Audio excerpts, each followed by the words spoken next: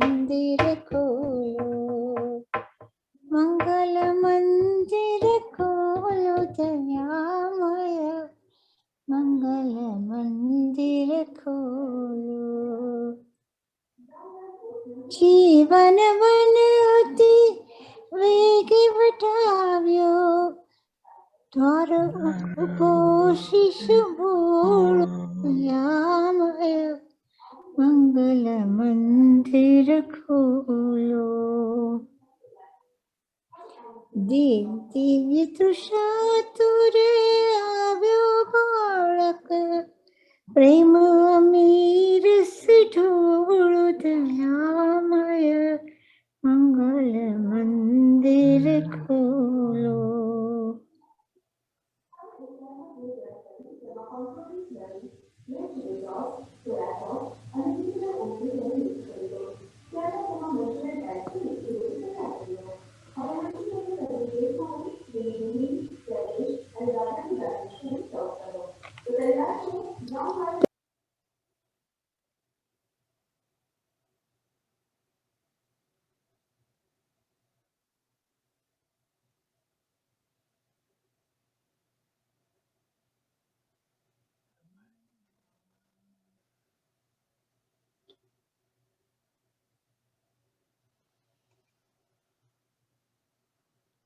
Let's see where to.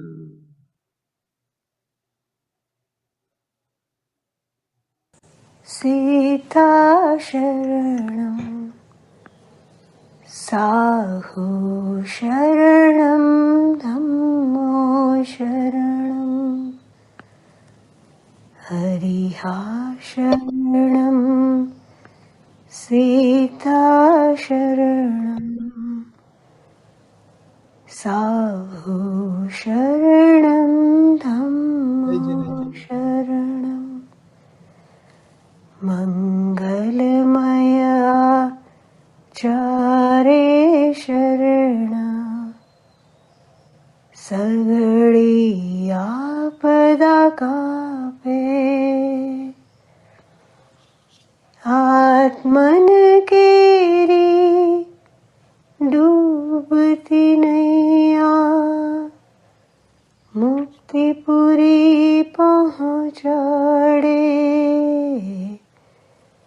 हरिहा शरणं सीता शरणं साहु शरणं धम्मो शरणं। Hey, Mahesh bhai? Yes, sir. Excuse me, sorry. YouTube start kare bhai? Yes. Mahesh ભાઈ, Yes. just wanted to let you know, આપણે પ્રબોધ ટીકામાંથી આજે page 209 થી શરૂ કરવાનું છે, એટલે 209. હા, એમાં તમારે આઈ થિંક 82 કે કઈ ઉમેરવા પડે છે પીડીએફ ના નંબર માટે. Okay. જુઓ તો પીડીએફ નંબર આપણે મેચ કરી જોઈએ. Let me close this one. Okay.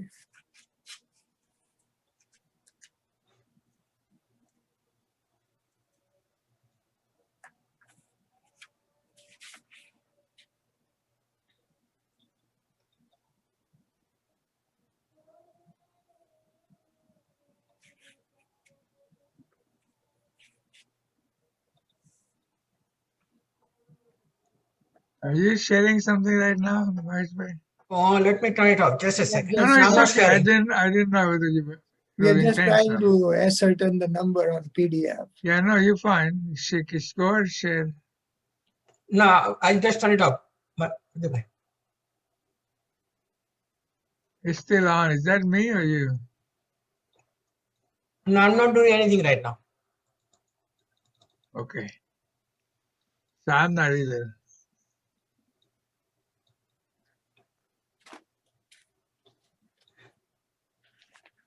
Okay, so now I'm on page 209 on Prabodhika. Yes, એટલે બુકમાં 209 છે. I just wanted to make sure that you have the matching number in your. Yeah, it's the book, right? Huh? You can share and test if you like. Okay, I'll do it right now. That way you know for sure you got the right page.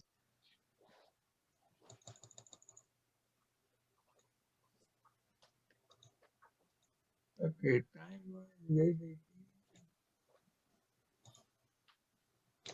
બરાબર છે ને?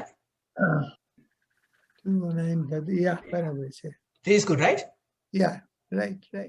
And any other book besides this one, Yasendra? ના, આજે mostly આપણે પ્રબોધ ટીકા પર જ છીએ.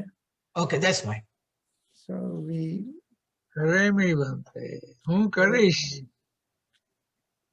કરીશ કરતા હું પ્રતિ આજ્ઞા લઉં છું કે That's the વિધેયાત્મક part of the કરવા ઈચ્છું છું. કરવા ઈચ્છે છે. અચ્છા.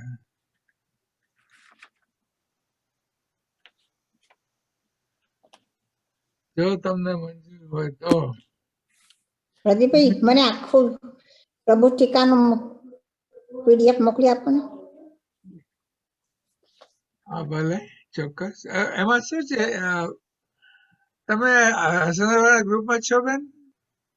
હા, તમે હસનરભાઈના ગ્રુપમાં છો બેન? હસેન્દ્રભાઈના ગ્રુપમાં મને યાદ નથી. હસનરભાઈ સ્વાધ્યાય નહીં? હું તો તમારા તમને ગ્રુપ ગૂગલ લિંક મોકલીશ, એમાંથી ડાઉનલોડ કરજો. એના 3 ભાગ છે, હમણાં એક જ જોઈએ આપણે. ગૂગલ લિંક માંથી હા, હું મોકલીશ તમને લિંક. યા મને મોકલી આપજો ને. હાજી. હું શોધ્યા કરું છું ક્યાંની, પણ મારી પાસે નથી. I don't think so. પણ તમે ગ્રુપના મેમ્બર છો કે નહીં એટલું તો ખબર હોવી જોઈએ. હસનરભાઈના ગ્રુપમાં તમે છો કે નહીં? તમારા વોટ્સએપમાં જોઈ જુઓ હસેન્દ્રભાઈ સ્વાધ્યાય એ ગ્રુપમાં છે કે નહીં તમારે. ઓકે ઓકે ઓકે, કરો જો. મને એમાં લિંક મૂકી છે. એમાં ઘણી બધી બુક છે. આજે હસનભાઈ ઓછે વખતે અંશે વાપરે છે ને. પીનાબેન છે આજે? હા છે. આટલું વહેલું લેવું છે? એનો મધુર અવાજ સંભળાય છે.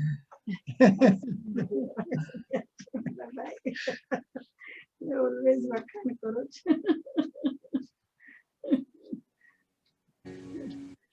પીનાબેન તમારે આજે શ્રુત સામાયિક લેવડાવવાની છે? હું લેવડાવું, મને વાંધો નથી, પણ હજી જરા વહેલું નથી ભાઈ. હું તો ના ના, ખાલી આપણે ફિક્સ કરી દઈએ એમ. હા, ભલે. પછી ચાલે કે આપણે હેમેન્દ્રભાઈ negotiate છે ને, હેમેન્દ્રભાઈનો લાભ લઈએ આપણે. હેમેન્દ્રભાઈ છે જુઓ, હેમેન્દ્રભાઈ આવી ગયા છે. હેમેન્દ્રભાઈ રેખાબેન હા, એ જે લોકો આવી ગયા છે. એ તો તમારે નક્કી બીજા રીતે કરવું તો કરી લ્યો, પણ નક્કી કરી લ્યો એમ કહું. ઓકે ડિસાઈડ પેલી સેકન્ડ negotiate નહીં કરવાનું. ઓકે. હસેન્દ્રભાઈ આમાં નથી. You are the Hasendrabhai default man. Okay તમારે રિક્વેસ્ટ મોકલજો પ્રદીપભાઈ will add you. I'll add her, but that won't help her. I'll send her the link too. Right. You don't see, if you're a new member, you don't see the old messages. Please join પ્રતિક્રમણ સૂત્ર એવું લખ્યું છે. લખી કાઢું મારું નામ. 8% થઈ જાય છે. લખી કાઢો એટલે શું? Please. So you won't be able to add yourself. I will do it. Okay, I don't you do, see. you will do it. Okay, Yes, I will. thank you. હા પણ she stepped out. છે Hemendra Doshi. But I think I'm going to find you in it. I know you're there. એ ડોરમાંથી બહાર ગયા. આપણે તો તું બોલાવીશ તો આવશે. ચાલુ છે એમનું. જોઈ Yeah, your name is in the member list, man. કેમ કરાવું છે એમાં કાંઈ વાંધો મેમ્બર લિસ્ટમાં છું. હા, એટલે તમે છે ને ઉપર ટાઈપ કરો હસેન્દ્રભાઈ. તમે બે આવશે. એક હસેન્દ્રભાઈ પોતાનો આવશે અને બીજું હસેન્દ્રભાઈ સ્વાધ્યાય ગ્રુપ આવશે.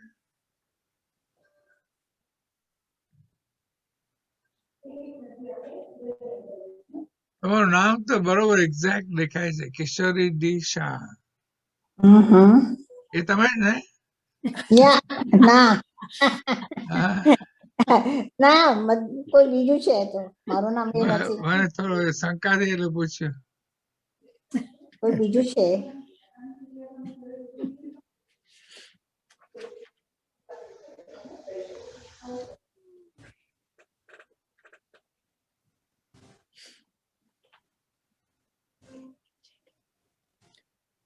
Hemendrabhai Rekhaben are you there?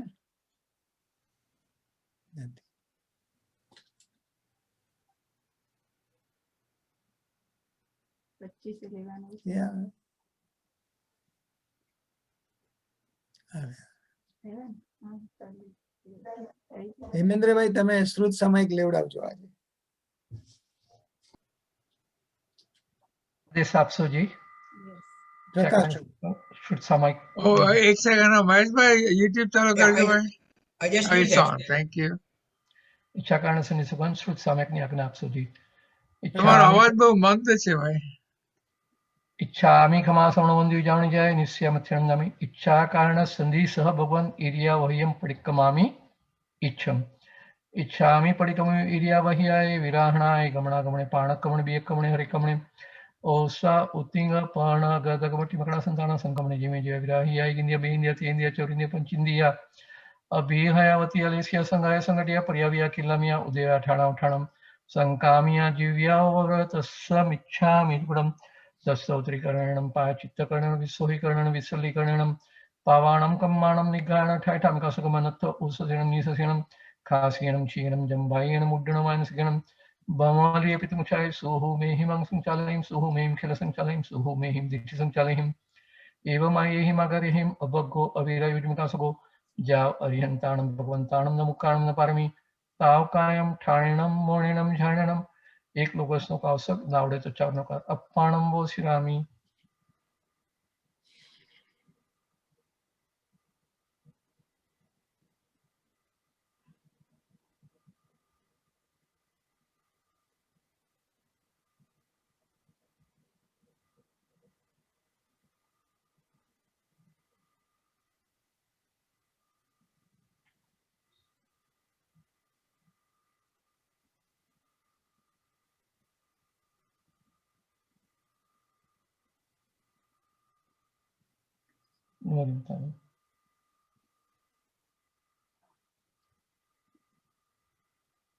लोग सौजोगरे धम्मति थैरजिन अर्यन्त कित्तैसं च विसंपि केवली उसभमजियं च वन्दे सम्भवमभिनन्दनं च सुमहिं च पमवं सुपासं जिनं च नप्पहं वन्दे सुविहिं च पुप्पदन्तं सियलसिज्जं च वासुपूज्यं च विमलमणन्तं च जिनं धम्मं सन्तिं च वन्दामि कुन्थुम् अरं च मल्लिं वन्दे मुनिस्वयं नमिजनं च वन्दामि रिठनेमिं पासं तः बद्धमानं च एवं मयि अभितुवा विहूय रमलपैणजरुणा च विसंपि जिनोरात् इत्थराम पश्यन्तु कित्यवन्द्य मह्य जये लोकसोत्तमा सिद्ध आरोग्य बोहिलाभं समाहि वरमुत्तमं नितु चन्देश निर्मलरायित संपासरा सागर वर गंभीरा सिद्धा सिद्धि मम दिशन्तु.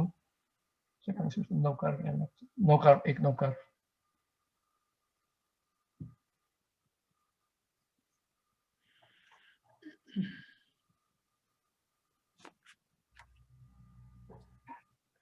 Thank you Hemendrabhai. हाँ जी लाभ आपवा बदल आभार. વેલકમ. અંતમંગળ પછી 3 નવકાર ભણી લેવા.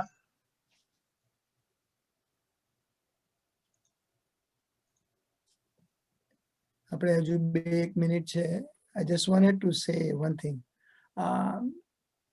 જે લોકો આમાં લાઈવ જોડાય છે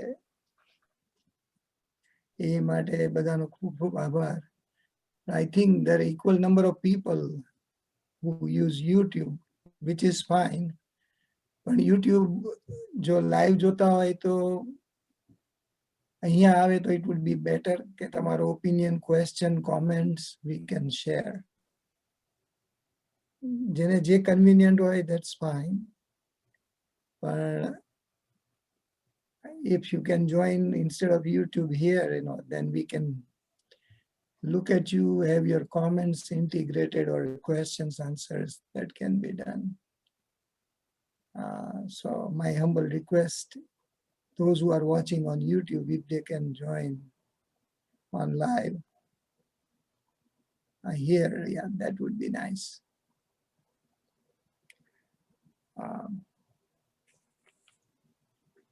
અને તમારામાંથી પણ we are using 3 books. જ્યારે શરૂ કર્યું ત્યારે મને એટલો બધો ખ્યાલ નહોતો, પણ અત્યારે મને એવું લાગ્યું જેમ જેમ આગળ વધતા જઈએ છીએ કે પ્રબોધ ટીકાનો જેટલો વધારે યુઝ થાય that will make our concepts very clear. અને આપણે જે કંઈ આવશ્યક ક્રિયાઓ કરીએ એ આપણને એની ઊંડી સમજ પણ એનાથી મળે એવું છે અને ઘણો ફાયદો થાય એવું છે. એટલે આમ લીનિંગ મોર ઓન પ્રબોધ ટીકા. So I hope that doesn't discourage any of you from joining it. No, I think it's a great idea. I was wrong initially. It is an amazing book.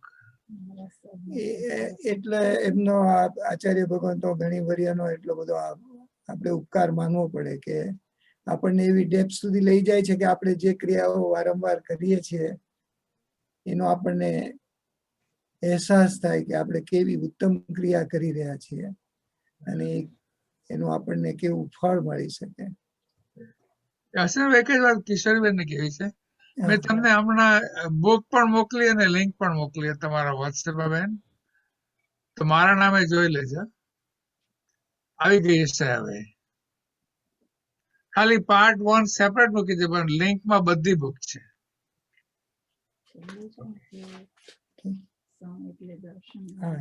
I'll repeat those.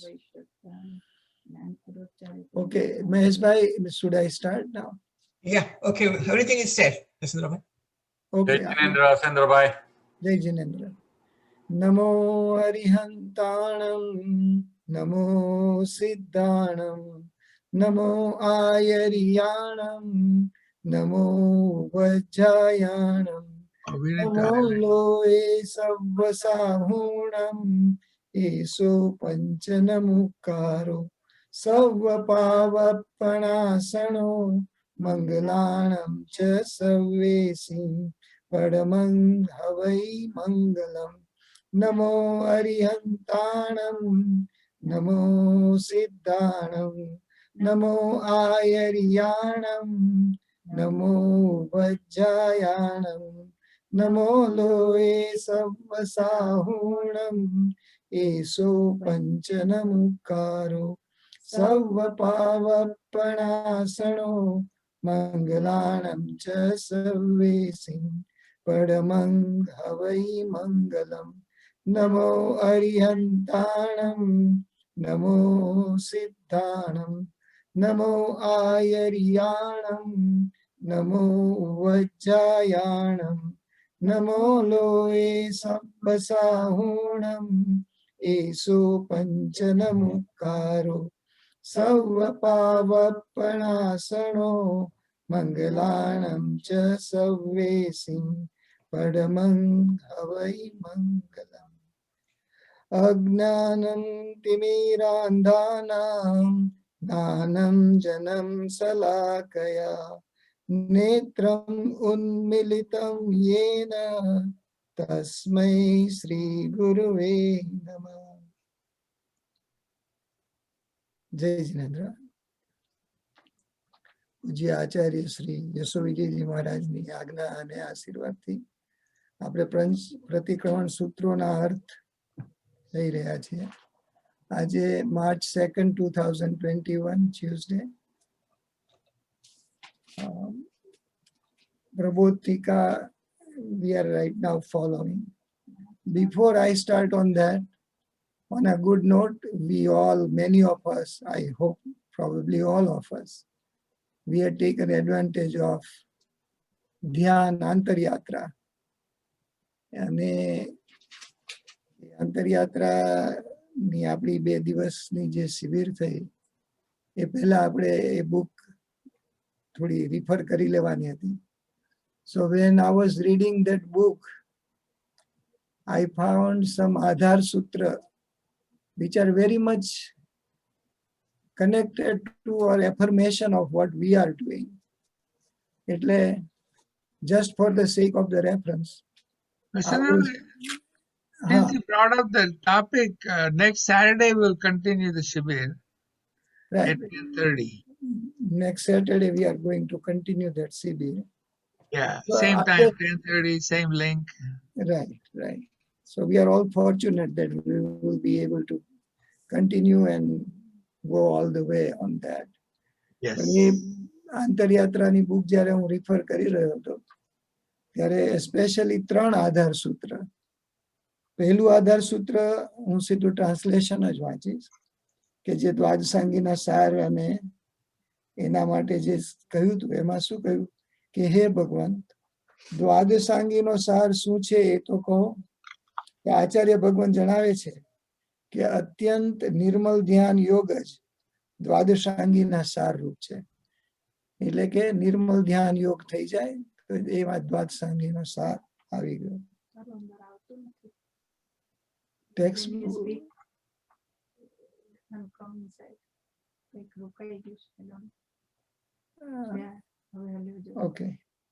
સો ફરીથી, હે ભગવાન, દ્વાદશાંગીનો સાર શું છે એ કહો.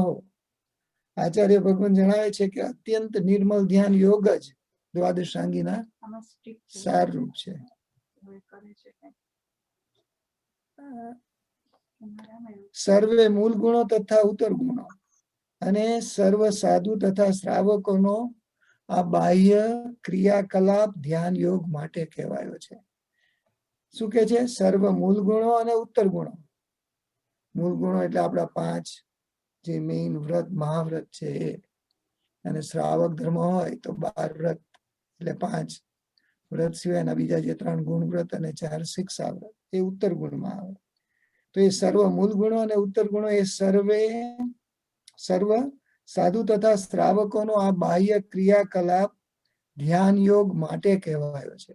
એટલે આપણે જે અહીંયા અત્યારે સામાયિક સૂત્રની વાત કરી રહ્યા છીએ, પછી પ્રતિક્રમણની વાત આવશે કે ગુરુવંદન હોય કે દેવવંદન હોય, એ દરેક ક્રિયામાં મૂળ તો એ ક્રિયાકલાપ શેના માટે છે? ધ્યાન યોગ. So what it says that whatever we do, કોઈ પણ ક્રિયા થતી હોય એ એવી થવી જોઈએ કે આપણે છેક ધ્યાન સુધી લઈ જાય. એટલે એ પહેલું જ આધાર સૂત્ર હતું આપણે જે શિબિર કરી એમાં. પછી આધાર સૂત્ર number 3. All when I was referring the book for the shibir, I realized that this is very much connected to what we are doing. જો આધાર સૂત્ર 3 માં શું કે છે કે યોગી સમત્વનું આલંબન લઈને ધ્યાનને પ્રાપ્ત કરે. સમત્વ વિનાનું ધ્યાન સી રીતે હોઈ શકે?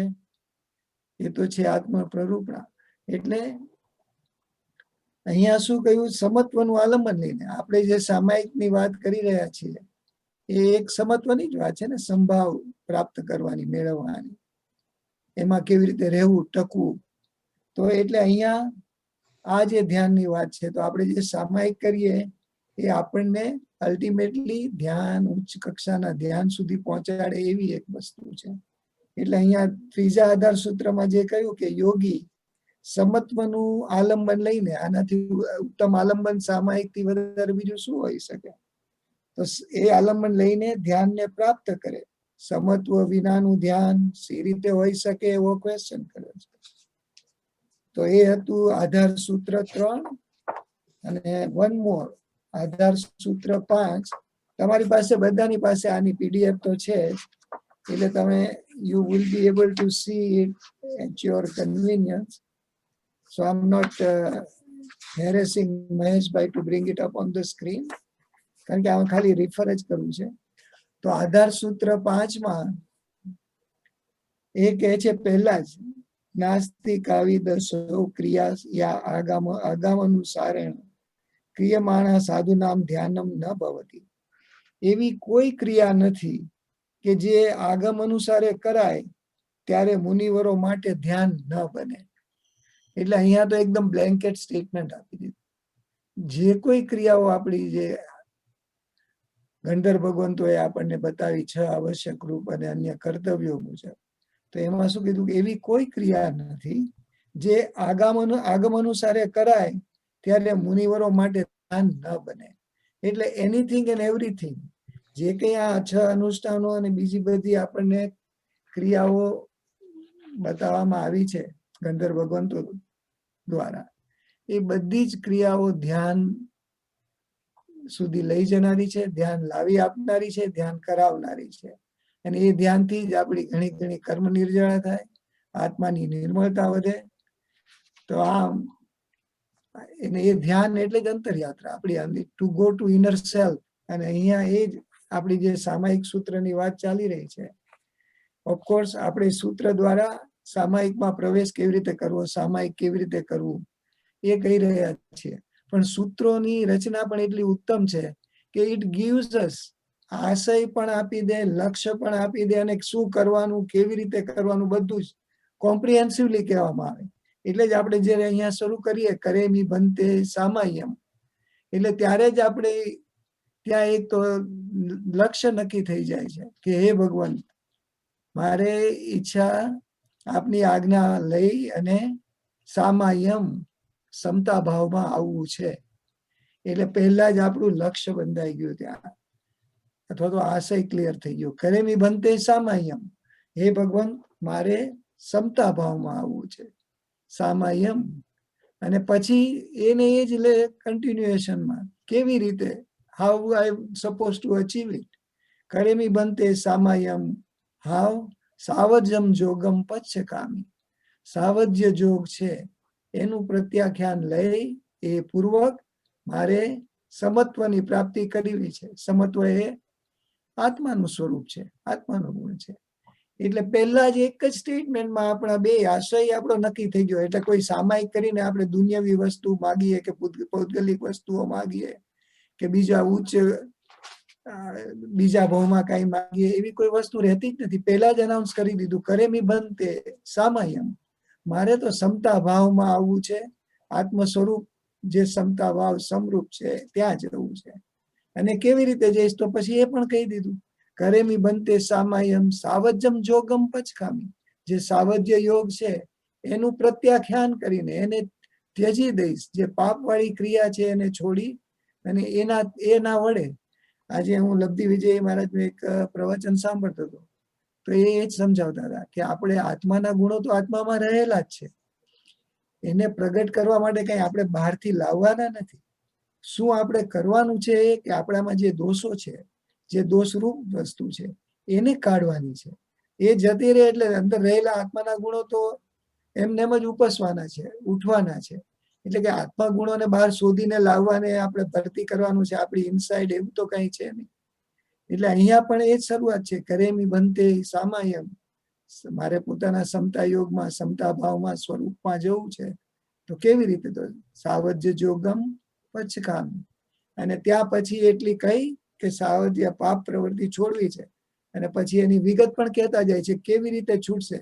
એટલે કદાચ આપણને સામાયિક લેતા 7-8 મિનિટ થાય, પણ સામાયિક લેતા ભલે ખાલી 7-8 મિનિટ થાય, પણ આપણે પછી 48 મિનિટનું સામાયિક કરવાના હોઈએ છીએ. તો એ 48 મિનિટ દરમિયાન આપણે આપણા ભાવ કેવા ટકવા જોઈએ, આપણું ધ્યાન ક્યાં રહેવું જોઈએ, આપણો ઉપયોગ ક્યાં હોવો જોઈએ, અથવા તો આપણો ઉપયોગ ક્યાં ન જવો જોઈએ, એ બધું આટલું નાનું સૂત્ર છે, બધું જ આપણને સમજાવી જાય છે. તો પછી આપણને સમતા ભાવમાં કેવી રીતે રહેવું, સમતા ભાવમાં કેવી રીતે આવવું, અથવા તો સમતા ટકતી કેમ નથી, તો એ આ જે સૂત્ર છે એના અર્થ કરતા કરતા વિચારતા એની ડિટેલ જોતા આપણને ખ્યાલ આવે કે આપણી ક્યાં ક્યાં ભૂલ થઈ રહી છે, અથવા તો આપણે શું નથી કરી રહ્યા, શું કરવા જેવું છે અને ક્યાં મિસ થઈ રહ્યું છે. એટલે અથવા તો પહેલા તો સમતા ભાવ ડિફાઇન કરવાનો હોય તો એ આપણે લાસ્ટ ક્લાસ જ્યારે શરૂ કર્યો ત્યારે first that is what we were defining, કે સમતા શું છે, સમભાવ. અને એની જો 4 વસ્તુ આપણે વાંચીએ ને તો આપણને એ ક્લેરિટી પણ મળી જાય કે એ સમતા ભાવ મેળવવા માટે what we have to focus on, concentrate on and pay attention to. એટલે કે આપણી જે જાગૃતિ, આપણે જ્યારે આ અનુષ્ઠાન કરીએ, આ ક્રિયા શબ્દ થોડો વામણો લાગે છે, કારણ કે તો એટલી બધી ઊંચી ધ્યાનમાં લઈ જાય એવી આ પ્રક્રિયા છે. એટલે એવી ક્રિયા કરીએ તો એમાં આપણે સમનો અર્થ જોઈતા હતા. મહેશભાઈ, આપણે પેજ 209 પર છે, પ્રોજેક્ટ 209, એમાં in the lower half of the page આપણે ભગવાન અને પછી સામાયમ બે વસ્તુ તો આપણે ક્લિયર સમજ્યા કે કરેમી ભંતે એમ કહીએ ત્યારે મારી આપની આજ્ઞા હોય તો આપની આજ્ઞા ઈચ્છા સામાયિક ભાવમાં આવવાની ઈચ્છા છે. તો સામાયિક નો અર્થ આપણે જોયો તો, ભગવાનનો અર્થ વિચાર્યો તો, કરેમીનો શબ્દ એ પણ આપણે વિચાર્યું હતું, ગ્રહણ કરું છું, સ્વીકાર કરું છું ઇઝ મોર અપ્રોપ્રિએટ. એના કરતા હું કરું છું અથવા તો મારે કરવું છે. કારણ કે આપણે ત્યાં કરતા ભાવ નથી દર્શાવો, આપણે તો ભગવાનની કૃપા જ છે, એનાથી જ થાય છે, એ જ કરાવે છે, એવા ભાવ સાથે આપણે કરવું છે. એટલે આપણે અહીંયા કરેમી જ્યારે શબ્દ કહીએ છીએ ત્યારે આપણે વિચાર્યું હતું કે આપણે એવા અર્થમાં લઈશું કે હું ગ્રહણ કરું છું અથવા તો હું સ્વીકાર કરું છું. મારે સામાયમ ભાવમાં આવવું છે, સમય ભાવમાં. તો એવી મારી ઈચ્છા છે, આપ આજ્ઞા કરો તો, એમ કરીને આપણે કરેમી ભંતેનો અર્થ પણ આપણે વિચાર્યો હતો. પછી સામાયમ એટલે કે સંભાવ, તો આપણે એ વિચારી રહ્યા હતા. સામાયિક શબ્દ, સામાયમ એટલે સામાયિક ને, સામાયિક શબ્દ સમાય કે સામાય પદનું તદ્વિત રૂપ છે. અર્થાત સામાય કે સામાય પદને સ્વાર્થમાં ઈકન લગાડવાથી સિદ્ધ થાય છે. સામાયિક જે કર્યું ને એનું શબ્દનો રચના કેવી રીતે થઈ એ સમજાવે છે, પણ પછી એનો અર્થ સમજાવે છે. સામાય એટલે સમનો લાભ, સમની પ્રાપ્તિ, સમસ્યા આય સમાય, જેમાં સમ ભાવ આવે એ સામાય. પછી હવે સમના નીચે 4 અર્થ કયા છે. જો એ 4 અર્થ આપણે સમજીએ તો આપણને ખ્યાલ આવે કે સામાયિક કેવું થવું જોઈએ અથવા તો એ સામાયિક દરમિયાન આપણા કેવા ભાવો રહેવા જોઈએ. તો શું પહેલું કે છે સમ એટલે સમસ્થિતિ, એટલે કે વિષમતાનો અભાવ. આપણા આત્મામાં જે વિભાવો થાય, વિકારો થાય, એનાથી વિષમતા થાય. રાગ અને દ્વેષ કરીએ એટલે વિષમતા થાય. આ ગમે છે ને આ નથી ગમતું, આ સારા છે, આ ખરાબ છે, આ સારું છે, ખરાબ છે. એટલે પહેલું જ કહ્યું કે સમતામાં કરવું હોય તો સમસ્થિતિ એટલે કે વિષમતાનો અભાવ. હવે વિષમતા જો જાય તો સ્વરૂપ લીનતા કે સ્વરૂપમાં મગ્નતા આપોઆપ થઈ જાય. એ પણ એ લબ્ધિ વિજય મહારાજ કહેતા હતા કે તમારામાં જો આ જે કાઢવાનું છે નીકળે તો પેલું તો અંદર બેઠું જ છે. આત્મા આપણો જે સ્વરૂપ આત્મા છે તો અંદર બેઠો જ છે, જેવો છે એવો શુદ્ધ. પણ આ જે નડી રહ્યું છે એ જો જાય, વિષમતાનો અભાવ થઈ જાય તો પછી સ્વરૂપ લીનતા કે સ્વરૂપમાં મગ્નતા. આપણી પરિસ્થિતિ અઘરું કેમ છે? કારણ કે અનાદિકાળથી આત્માની સ્થિતિ વિષમ છે. આપણે જ્યારથી નિગોદથી માંડી અને વ્યવહાર રાશિમાં આવ્યા ત્યારથી અનાદિકાળથી આ એવા ચક્રાઓમાં છીએ કે વિષમતાનો જ આપણે અનુભવ થઈ રહ્યો છે. એટલે સંસ્કાર રૂપે પરિણમી ગયો હોય એવું છે. તો એ મટાડી અને સમ કરવી છે. અમારો ઓબ્જેક્ટિવ ઇઝ કે વિષમતા કાઢીને એ જે ઇમ્બેલેન્સ છે અથવા તો અનનેસેસરી જે નહોતું ઘૂસવા જેવું જે ઘૂસેલું છે, that we want to gate read of. તો સમતા ભાવ તો આપોઆપ પ્રગટ થાય, કારણ કે એ આત્માનું પોતાનું ખુદનું સ્વસ્વરૂપ છે. એટલે એ એક કહ્યું કે વિષમતા મટાડવાનું એક આપણે ખ્યાલ રાખવો જોઈએ. તો પણ પાછી આપણે વિષમતા સમજવી પડે ને. ઘણી વાર તો આપણને વિષમતા લાગતી જ નથી, અથવા તો વિષમતાને ઓળખવાની જ આપણી તકલીફ છે. તો હવે એ કહે છે કે સમ, તો પછી આપણે બીજા અર્થ જોઈએ સમના. સમ એટલે સમભાવ, મિત્રતા કે બંધુત્વ. એટલે કે સર્વ જીવો પ્રત્યે આપણો એટીટ્યુડ કેવો હોવો જોઈએ. જો વિષમતા કાઢવી છે, કારણ કે કોઈ સારો કોઈ ખરાબ, આ ડિઝાયરેબલ આ નહીં ડિઝાયરેબલ, આની ચિંતા કરવા જેવું નહીં પણ આને સાચવવાનો, એવા બધા જે જુદા જુદા ભાવ છે એ વિષમતા છે. તો એ વિષમતા કાઢવી હોય તો દરેક જીવો પ્રત્યે સમભાવ, મિત્રતા કે બંધુત્વ. અહીંયા શું કે છે? અન્ય સર્વ જીવોને આત્મ સદૃશ માની તેમની સાથે સમાન રીતે વર્તવું. એટલે હવે આપણને એક કન્ડિશન આપી કે આપણે જે 48 મિનિટ સામાયિક કરવાના છીએ એમાં કોઈ એવો ભાવ, એવો વિચાર ન ઘૂસવો જોઈએ કે કોઈ જીવની બાબતમાં આપણે એનું ઓછું વિચારીએ, હીન વિચારીએ, હીણું વિચારીએ, અથવા તો એનું નુકસાન થાય એવું વિચારીએ. એ નીકળી જાય. અને સમભાવ એટલે કે સર્વ જીવો પ્રત્યે સમાનતા, સદૃશ ભાવ, કે મારો જેવો આત્મા છે એ જીવમાં પણ એવો જ આત્મા છે પોટેન્શિયલી. અત્યારે ભલે એકેન્દ્રિયનો જીવ હોય કે 2 ઇન્દ્રિય હોય ને આપણે પંચેન્દ્રિય સંઘની બની બેઠા છે. અત્યારે આપણે પંચેન્દ્રિય સંઘની બનીને બેઠા છીએ એટલે આપણી સમજ વધારે છે. પણ એકેન્દ્રિયનો જીવ હોય, સૂક્ષ્મ જીવ હોય કે બહાદર જીવ હોય, એની અંદર જે આત્મદ્રવ્ય છે એ આત્મદ્રવ્ય તો આપણા આત્મદ્રવ્ય જેવું જ છે. તો એવી રીતે એને આત્મ સદૃશ માની અને તેની સાથે સમાન રીતે વર્તવું. વર્તવું એટલે we have to treat all life equal. તો એને આત્મ સદૃશ ભાવની વર્તના કહેવાય. પછી હવે ત્રીજો અર્થ કે છે સમ એટલે રાગ દ્વેષ રહિત અવસ્થા સર્વ જીવોની સમાનતા સાબિત કરીને સમતાની વાત કરી. હવે આ બીજી વાત આવી, રાગ દ્વેષ રહિત અવસ્થા એટલે કે મધ્યસ્થતા, વિતરાગતા. તો એ મધ્યસ્થતા શેના રેફરન્સમાં? આ હવે પેલા જીવોની તો વાત કરી, હવે શેનો રેફરન્સ આવી રહ્યો છે? તો કે આસક્તિના કારણે પદાર્થોમાં મનોજ્ઞ અમનોજ્ઞ અથવા ઈષ્ટ કે અનિષ્ટ, પ્રિય અને અપ્રિય એવી જે કલ્પનાઓ છે, એટલે કે જીવોની વાત થયા પછી પદાર્થ, પૂતગલો કે જે કોઈ બીજી વસ્તુઓ છે એમાં આ ગમે છે ને આ નથી ગમતું, આ રાખવા જેવું છે, આ ફેંકી દેવા જેવું છે, એવી બધા જે એટીટ્યુડ ને અપ્રોચ હોય આપણા, એટલે એ શે કારણે થાય છે? રાગ ને દ્વેષના ભાવ થાય છે. આપણે કોઈ બી વસ્તુ વધારે ગમે છે એવું કહીએ કે આ મને વધારે પસંદ છે, આઈ લાઈક ધીસ, ત્યારે આપણે સાથે સાથે બીજી વસ્તુ એના કરતા ઉતરતી છે એવો ભાવ એમાં સમાયેલો હોય છે. એટલે કે રાગ અને દ્વેષ બે સાથે સાથે જતા હોય છે. એટલે અહીંયા તો આપણે સમભાવની પ્રાપ્તિ કરવાની આપણી પરસૂટ છે. તો ત્યાં હવે જીવોને બધાને સર્વ સમાન માન્યા. હવે પદાર્થોની વાત કરી કે મને આ વધારે ગમે ને આ વસ્તુ વધારે ગમે, આ પસંદ છે, હું તો આમ જ જઉં, મને તો આમ જ ફાવે, એવા બધા જે આપણા સ્ટેટમેન્ટ હોય છે એ શું બતાવે છે? કે આપણે વિષમતા વિકલ્પોમાં રાચીએ છીએ. કારણ કે આપણે એમ કહીએ કે મને તો આ એરલાઇનમાં જ જવું ગમે, અથવા તો મને આ વસ્તુ ટીવીમાં જોવી ગમે, મને તો આવા જ કપડાં ગમે.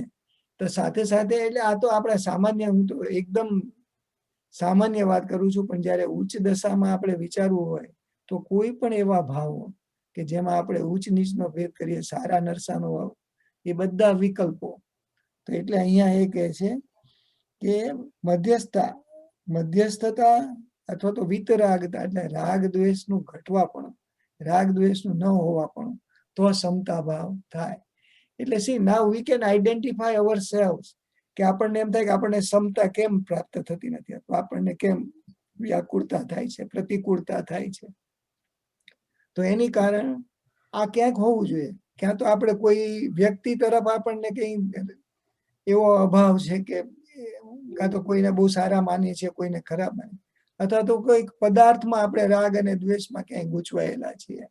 એટલે એની કન્ડિશન પણ અહીંયા આપી કે સમ એટલે આસક્તિના કારણે પદાર્થોમાં કરેલી મનોજ્ઞ અથવા અમનોજ્ઞ, અથવા ઈષ્ટ અથવા અનિષ્ટ, પ્રિય અથવા અપ્રિય, એ બધી કલ્પના દૂર કરવી. અને ચોથું હવે એકદમ તાત્વિક લઈ જાય છે. સમ એટલે દર્શન, જ્ઞાન અને ચારિત્રનો સમન્વય. અલ્ટિમેટલી તો આપણું ગોલ મોક્ષનું છે.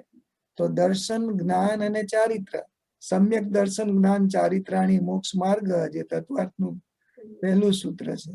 તો એનો શું અર્થ થયો કે જ્ઞાન, દર્શન, જ્ઞાન ને ચારિત્ર ત્રણેયની યુનિટી હોવી જોઈએ, એક થઈ જવા જોઈએ, સમન્વય થવો જોઈએ. All the three has to be there. એટલે એમ કે છે તો કેવી રીતે અચીવ કરાય? તો એક તો શ્રદ્ધા એટલે દર્શન, તો શ્રદ્ધા અને જ્ઞાન પૂર્વક, એટલે જે કંઈ આપણે વસ્તુ તૈયાર કરવી છે, આપણું બેઝ તૈયાર કરવું છે, માન્યતા તૈયાર કરવી છે, કેવી થવી જોઈએ? તો કે એ વસ્તુમાં આપણને શ્રદ્ધા હોવી જોઈએ. એટલે મૂળ તો આપણે આત્માની દ્રષ્ટિની જ વાત છે, સ્વદ્રષ્ટિ, સ્વ આત્માની વાત છે. પણ એને શ્રદ્ધાથી માનવો, સ્વીકારવો જોઈએ, પછી જ્ઞાનપૂર્વક સમજવો જોઈએ. એટલે શ્રદ્ધા અને જ્ઞાન અને એ ચારિત્રની સુધારણા, પછી એ આત્માની રમણતા. તો એ દર્શન, જ્ઞાન અને ચારિત્ર, એ ત્રણેયનું કોર્ડિનેશન થયું, એકાગ્રતા થઈ, સમન્વય થયો. એ ત્રણેય હોવા જરૂરી છે. એટલે સમ્યક દર્શન, સમ્યક જ્ઞાન, સમ્યક દર્શન શ્રદ્ધા રૂપે ઇનિશિયલી, જ્ઞાન એટલે એની વધારે જેટલી સમજ આપણે શ્રુત દ્વારા, ગુરુ દ્વારા મળે એ જ્ઞાન, અને સમ્યક પ્રકારે થાય તો સમ્યક જ્ઞાન. એટલે સમ્યક દર્શન, સમ્યક જ્ઞાન, અને એ બે થયા પછી એ પ્રમાણેની એને અપ્રોપ્રિએટ પેરેલલ કન્ડક્ટ, એ આચાર, એ ચારિત્ર. તો આમ સમ્યક દર્શન, જ્ઞાન, ચારિત્ર સાથેનું કોમ્બિનેશન થાય તો ઓટોમેટિક સમતા ભાવ આપણામાં આવે. કારણ કે સમ્યક દર્શન પૂર્વક આપણું જ્ઞાન, સમ્યક જ્ઞાન હોય એટલે જે કાંઈ કરીએ એ સમ્યક રીતે થાય. સાધુ ભગવંતો જયારે દીક્ષા લે ત્યારે આ કરેમી બનતે ઉચરે, ચાવત જીવન માટે. તો એમને તો 5 સમિતિ અને 3 ગુપ્તિ. તો આપણે અંતર્ધ્યાનમાં, અંતરયાત્રામાં એ પણ 5 સમિતિ ને 3 ગુપ્તિ સરસ રીતે સમજાવી હતી કે કેવી રીતે સાધુ ભગવંતો એ 5 સમિતિ અને 3 ગુપ્તિ એવી પાળે કે આવી રીતે ધ્યાન દશામાં આગળ વધી શકે, સંભાવમાં રહી શકે. અને એમને તો જીવનભરના સામાયિકની પ્રતિજ્ઞા લીધી છે. એટલે એમના માટે સમ્યક દર્શન, જ્ઞાન, ચારિત્ર એ તો એકદમ એના ચારિત્રના પાર્ટ જ બનવો જોઈએ. કારણ કે એમનું ચારિત્ર તો આપણે તો 48 મિનિટમાં ચારિત્ર રહેવાનો અટેમ્પ્ટ કરવાના છીએ આપણે સામાયિક લઈને. એમને તો જ્યારે દીક્ષા સ્વીકારી ત્યારે જીવનભરનું સામાયિક સ્વીકારી લીધું છે. એટલે એમના માટે તો આ દર્શન, જ્ઞાન, ચારિત્ર that has to be a constant combination component, part of their life. આપણી ભાષામાં, વ્યવહાર ભાષામાં એમને તો એ જ્યારે દીક્ષા લીધી ત્યારે આ સમભાવની જે એમની પરસુટ છે એમાં પરમેનન્ટ રેગ્યુલર ફીચર થઈ જશે. તો આ પ્રકારના સમનો જે લાભ તે સામાયિક, અથવા આ પ્રકારના સમનો લાભ જેનાથી, જેના વડે, જેમાં મળે એ સામાયિક. એટલે સામાયિકની આ ડેફિનેશન કરી. આપણે નેક્સ્ટ પેજ પર જઈએ છીએ. પછી ભદ્રંકર વિજય મહારાજે, આપણે વચ્ચે એકાદ બે વાર ગિરીશભાઈ ને કોઈ કારણસર નહોતા આવી શક્યા ત્યારે આપણે ભદ્રંકર વિજય ગણિવર્યની બુકમાંથી, આત્મ ઉત્થાનના પાયામાંથી સામાયિક વિશે સ્વાધ્યાય 2 થી 3 સ્વાધ્યાય કરેલા. એમાં એમને સામાયિક, સમના અર્થ ઘણા ઊંડાણથી સમજાવ્યા હતા. અહીંયા પણ એનો થોડોક સેમ્પલિંગ એ પણ છે. સામાય એટલે સામનો લાભ. હવે સામ શબ્દ લે છે. આપણે ગયા 4 શબ્દ ગયા પેજ પર લીધા સમના હતા. અહીંયા સામાયિકમાંથી સામ શબ્દ કેપ્ચર કરે છે અને કે છે સામની પ્રાપ્તિ. સામાય, સામસ્યાય અથવા તો સામાય. સામ શબ્દ એટલે શાંતિ અથવા નમ્રતા, એ પણ એક સ્પેસિફિક ગુણો છે. તો સામ એટલે અહિંસા અથવા અન્યને દુઃખ નહીં ઉપજાવવાનો આત્મ પરિણામ. એટલે છેક આત્મામાં વણી ગયેલી એવી અહિંસા, તો વણાઈ ગયેલી. તો સામ એટલે શાંતિ અથવા નમ્રતા, સામ એટલે અહિંસા અથવા અન્યને દુઃખ નહીં ઉપજાવવાનો આત્મ પરિણામ. પર દુઃખ કારણ પરિણામો ભાવ સામહ. તો બીજાને દુઃખ ન પહોંચાડવાનો એવો ભાવ એ સામ. સામ એટલે મૈત્રી કે મિત્ર ભાવના. સામે મિતિ. આમ સામાયિકના સામ શબ્દના એમણે પણ જુદા જુદા અર્થ કર્યા. અને હવે બીજા સામાયિકના 3 પર્યાયો સમજાવે છે. સામ પરિણામ એટલે મધુર પરિણામ. મધુર પરિણામ એટલે મૈત્રી ભાવ, સ્વીટ રિઝલ્ટ એમ. પછી સામ પરિણામમાં બીજું કહ્યું તુલા પરિણામ. આપણે જે જૂના જમાનાના જે બેલેન્સ હોય ને, બે બાજુ પેલા ત્રાજવા, સમતુલા, બે બાજુ ઇક્વલ બેલેન્સ જેને આપણે કહીએ, ઇક્વાનિમિટી. તો અહીંયા સમ પરિણામ એટલે તુલા પરિણામ, એટલે કે સુખ અને દુઃખમાં તુલ્ય પરિણામ. ઇટ્સ સિમ્પલ ડેફિનેશન, પણ it's very very difficult to achieve. સુખ અને દુઃખમાં તુલ્ય પરિણામ. એ સુખ અને દુઃખમાં તુલ્ય પરિણામને એવી સામાયિક વિચારવી હોય તો આપણે કોની સામાયિક વિચારવી પડે? હા, એ મુદ્દા નહીં. પુણ્યો શ્રાવક. પુણ્યા શ્રાવકની વાર્તા આપણે બધા જાણીએ છીએ. I like to, when you read from different author or different time, narrative, is little different. કારણ કે દરેકને પોતાની કહેવાની સ્ટાઇલ હોય, ઢબ હોય, એની રીત હોય. અને ઘણીવાર ટૂંકમાં કહેવાનું હોય, ઘણીવાર લાંબુ કરીને કહેવાનું હોય. એટલે એક જુદું જુદું કહેવાનું.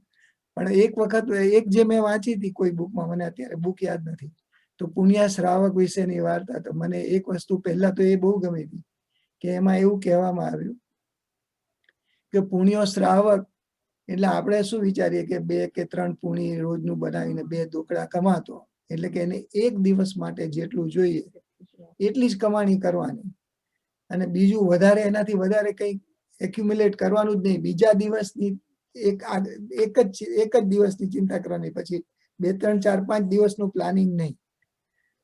એટલે એકવાર જયારે બધી આમ આખી સ્ટોરી ના વાંચી હોય તો ઘણી બુકમાં એ રીતે લખ્યું કે પણ એ એટલો બેલેન્સ હતો કે એને કઈ આવતીકાલે કે 2 દિવસ પછી શું કરીશ એની ચિંતા કરતો નહીં. તો કે જે કર્મમાં હશે એ પ્રમાણે થશે. એને ભગવાનની વાણી સાંભળી હતી અને એના પરથી આ કિંચિન્ય બની ગયો હતો. એટલે કે એને બધું છોડી દીધું કે મારે વધારે ધંધો કરવો નહીં, એક જ દિવસ જેટલી ચિંતા કરવી, જે દિવસ પૂરતી જરૂર હોય એટલું જ કરવું.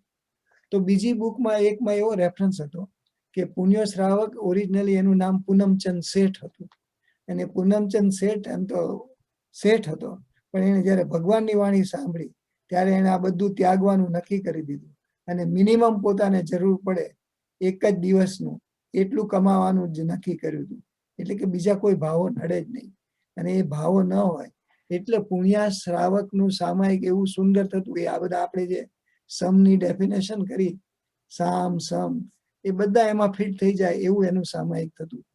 અને એના માટે જ આપણને જ્યારે દાખલો આપવામાં આવે છે કે એની પત્નીએ જ્યારે એકવાર પેલું બહારનું કોઈનું છાણાનું ઉપયોગ કર્યો કુકિંગમાં, એ દિવસે પુણ્યા શ્રાવકની સામાયિકમાં સ્થિરતા રહી નહીં.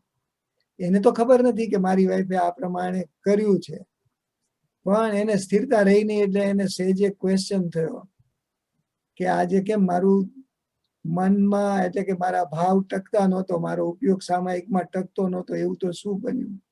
અને એ કારણ શોધતા ખબર પડી કે એની પત્નીએ પૂછ્યા વગર કોઈના એક છાણનો ઉપયોગ કર્યો તો બળતણ માટે, અને પૂછ્યા વગર કયું અદત્તનું લીધેલું હતું. એટલે અહીંયા પુણ્યા શ્રાવકને તો પોતાના પરિણામ ટક્યા નહીં, એનું સીધું કારણ ત્યાં મળ્યું.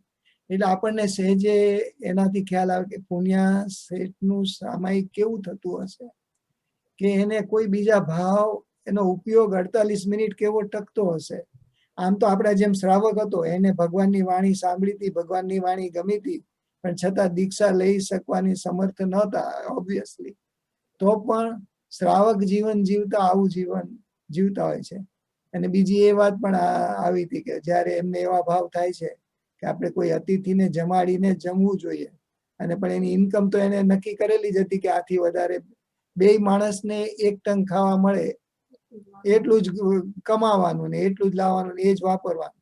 હવે એમાં જો અતિથિને સમાવવો હોય તો કેવી રીતે થાય? ત્યારે એની પત્ની એમ કીધું કે ન ચિંતા કરો, કે આપણે વારાફરતી એક એક દિવસ ઉપવાસ કરી લેશું, એટલે આપણે અતિથિ સાચવવાનું પણ આપણું કાર્ય સચવાઈ જશે.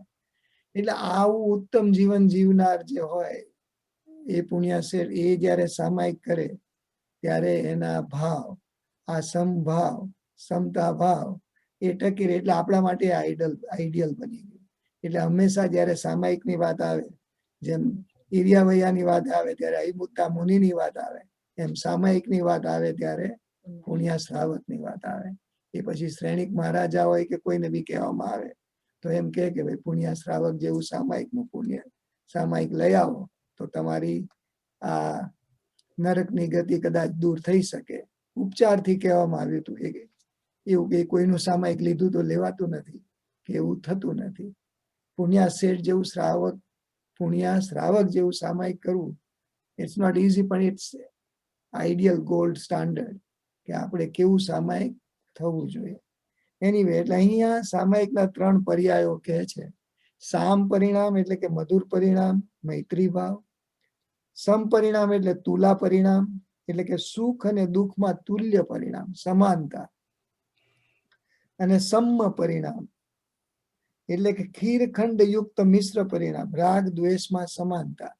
અહીંયા ખીરખંડ યુક્ત લીધું છે ને, એટલે કે જયારે ખીર બનાવી હોય ને એમાં જયારે ખાંડ એડ કરેલી હોય ત્યારે એવી ભળી ગઈ હોય કે આપણને ખાલી સ્વીટનેસ થી ખ્યાલ આવે કે આમાં ખાંડ એડ કરવામાં આવી છે, પણ એક મેક થઈ ગયું હોય એમાં, એટલે ખીરખંડ યુક્ત પરિણામ કહેવાય.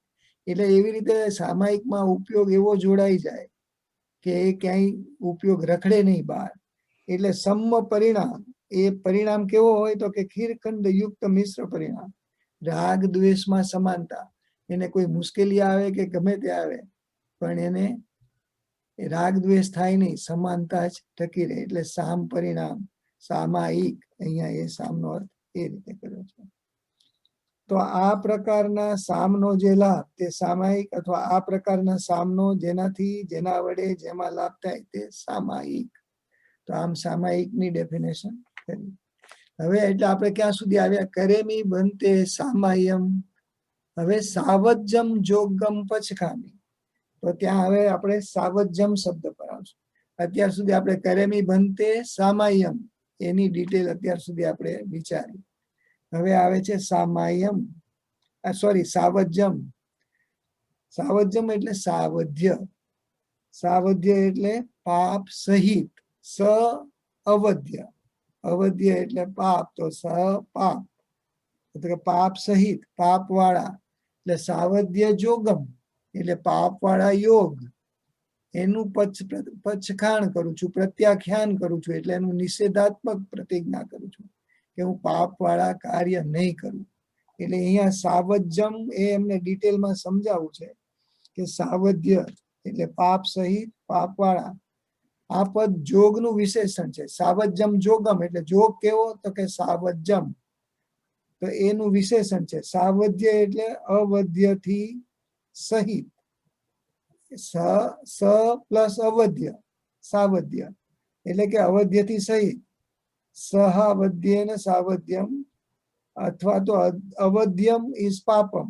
તે માટે વિશેષ આવશ્યક ભાષ્યમાં કહ્યું છે ગરીહિમ વજ્જુમુત્તમ પાવમ સહતેનમ સાવજ્યમ. એટલે કે જે ગર્હિત હોય, ગરહાદ નિંદા કરવા જેવું હોય, કન્ડેમ આપણી ઇંગ્લિશમાં કેવું હોય તો એવા કાર્ય જે કન્ડેમ કરવા જેવા હોય, એટલે કે નિંદ્ય હોય, એને અવધ્ય કહેવાય. અવધ્ય એટલે આપણે યાદ રાખવું હોય તો હું તો આવી રીતે યાદ રાખું. આપણે વદમ વદામી વદામ ખબર છે, આપણે સંસ્કૃતમાં બોલતા વદ એટલે બોલવું, અને અવધ્ય એટલે કે આ બોલવા જેવું નહીં, મેન્શન કરવા જેવું ને કઈ કહેવાય એવું નથી. ભાઈ આપણે ભૂલ થઈ જાય ને, ખરાબ આપણાથી કઈ થઈ જાય તો આપણે કહીએ ને કે જવા દો, આમાં કઈ કહેવા જેવું નથી, મારાથી બોલવા જેવું એ નથી, તો એ અવધ્ય, બોલવા જેવું નથી. એટલે હું અહીંયા અવધ્ય યાદ રાખવું હોય અથવા તો હિંસાત્મક વધ કરવાનું, એ રીતે અવધ્ય એટલે એવું હિંસાત્મક અથવા તો નહીં બોલવા જેવું, નહીં કરવા જેવું, પાપ વાળું, તો એ અવધ્ય. એટલે સ અવધ્ય સાવધ્ય એટલે આવું પાપ સહિતનું, પાપ વાળું. એટલે એ સાવજ્યમ એટલે જે આવું હોય, નિંદ્ય હોય અથવા તો અવધ્ય કહેવાય છે. એટલે કે જે પાપ તેનાથી યુક્ત હોય તે સાવધ્ય. એટલે સાવજ્યમ જોગમ પચ્છખામ એમ કહીએ તો સાવજ્યમ નો અર્થ એવી પ્રવૃત્તિ કે નિંદ્ય હોય, એને કન્ડેમ કરવા જેવી હોય, વખાણવા લાયક તો ન હોય પણ કહેવા લાયક પણ ન હોય એવી. એટલે ગર્હિત અને નિંદ્ય હોય. પછી જોગમ શબ્દ સમજાવે છે, સાવજ્યમ જોગમ. તો જોગમ એટલે યોગ પરથી જોગ બોલાય એનું થઈને, એટલે યોગ ને વ્યાપાર ને પ્રવૃત્તિને. યોગ વ્યાપાર પ્રવૃત્તિ, ખરેખર યોગ એટલે જોડાવું. અહીંયા શું થાય છે, યોગ શબ્દ યુજ ધાતુ પરથી બનેલો છે. યુજ્ય તે યોગ, તે જોડવાના, ભેગા કરવાના કે મેળવવાના અર્થમાં વપરાય છે. તેથી તેનો સામાન્ય અર્થ મેળાપ, મિલન, સંગમ કે પરમાત્મા દશા સાથે સંબંધ કરાવનારી ક્રિયા આદિ થાય છે. આપણે જયારે યોગની સામાન્ય વાત ચાલતી હોય, યોગ દ્રષ્ટિ સમુચય વગેરે, તો એમાં કયા યોગની વાત છે, તો કે જે આત્માને મોક્ષ સાથે જોડી આપે એને યોગ કહેવાય. તો અહીંયા તો જૈન ભાષામાં તે વિશિષ્ટ રીતે વપરાય છે, પણ અહીંયા કયા જોગ છે, એટલે અહીંયા હવે એમને જે જોગ કહેવા છે એ યોગ જે મન વચન કાયાના ઉપયોગથી, એના કનેક્શનથી જે થાય છે, જેમાં મન જોડાય છે, વચન જોડાય છે, કાયા જોડાય છે, એવો યોગ, એના યોગની અહીંયા વાત છે. એટલે જોગા મણમાયા એટલે કે યોગ એટલે મન આદિની પ્રવૃત્તિ, અથવા તો વચન આદિની પ્રવૃત્તિ, અથવા તો કાયાની, શરીરની પ્રવૃત્તિ, એ જોગ કહેવાય. એટલે અહીંયા હવે આપણને સમજાવવા માંગે છે.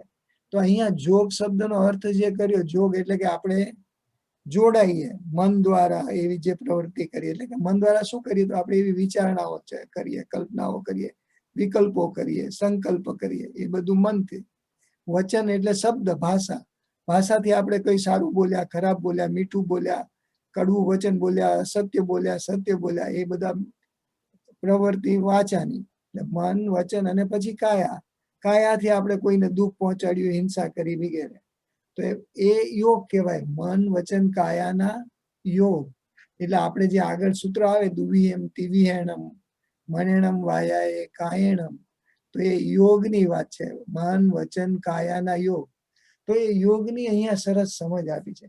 કારણ કે આપણે આત્મા દ્વારા થતી ક્રિયા અને આ મન વચન કાયા દ્વારા કેવી રીતે what internally process goes on, એવું કેવી રીતે અંદરની પ્રોસેસ થાય કે જેથી આત્મા નો ઉપયોગ એ આ યોગો સાથે જોડાઈ અને આપણે જે પ્રવૃત્તિ કરીએ છીએ, જે એક્ટિવિટી કરીએ છીએ, how it is interwoven and how it originates and how it connects, એ અહીંયા સમજાવવા માંગે છે.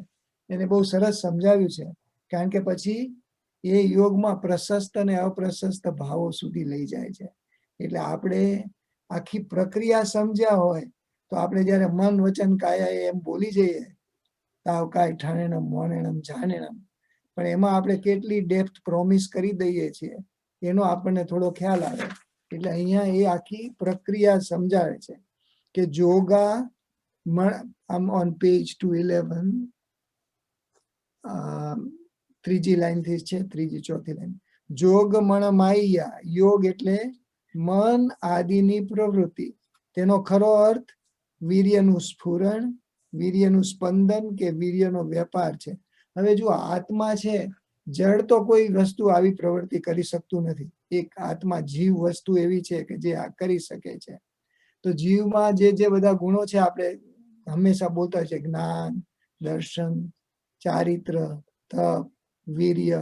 તો આ વીર્યની વાત છે અહીંયા. વીર્ય એટલે એની ability to do certain things, only living things can do, we all understand. એમાં એ વીર્યની સ્ફૂર્ણા એટલે એની ઓરિજિનેશન ક્યાંથી થાય?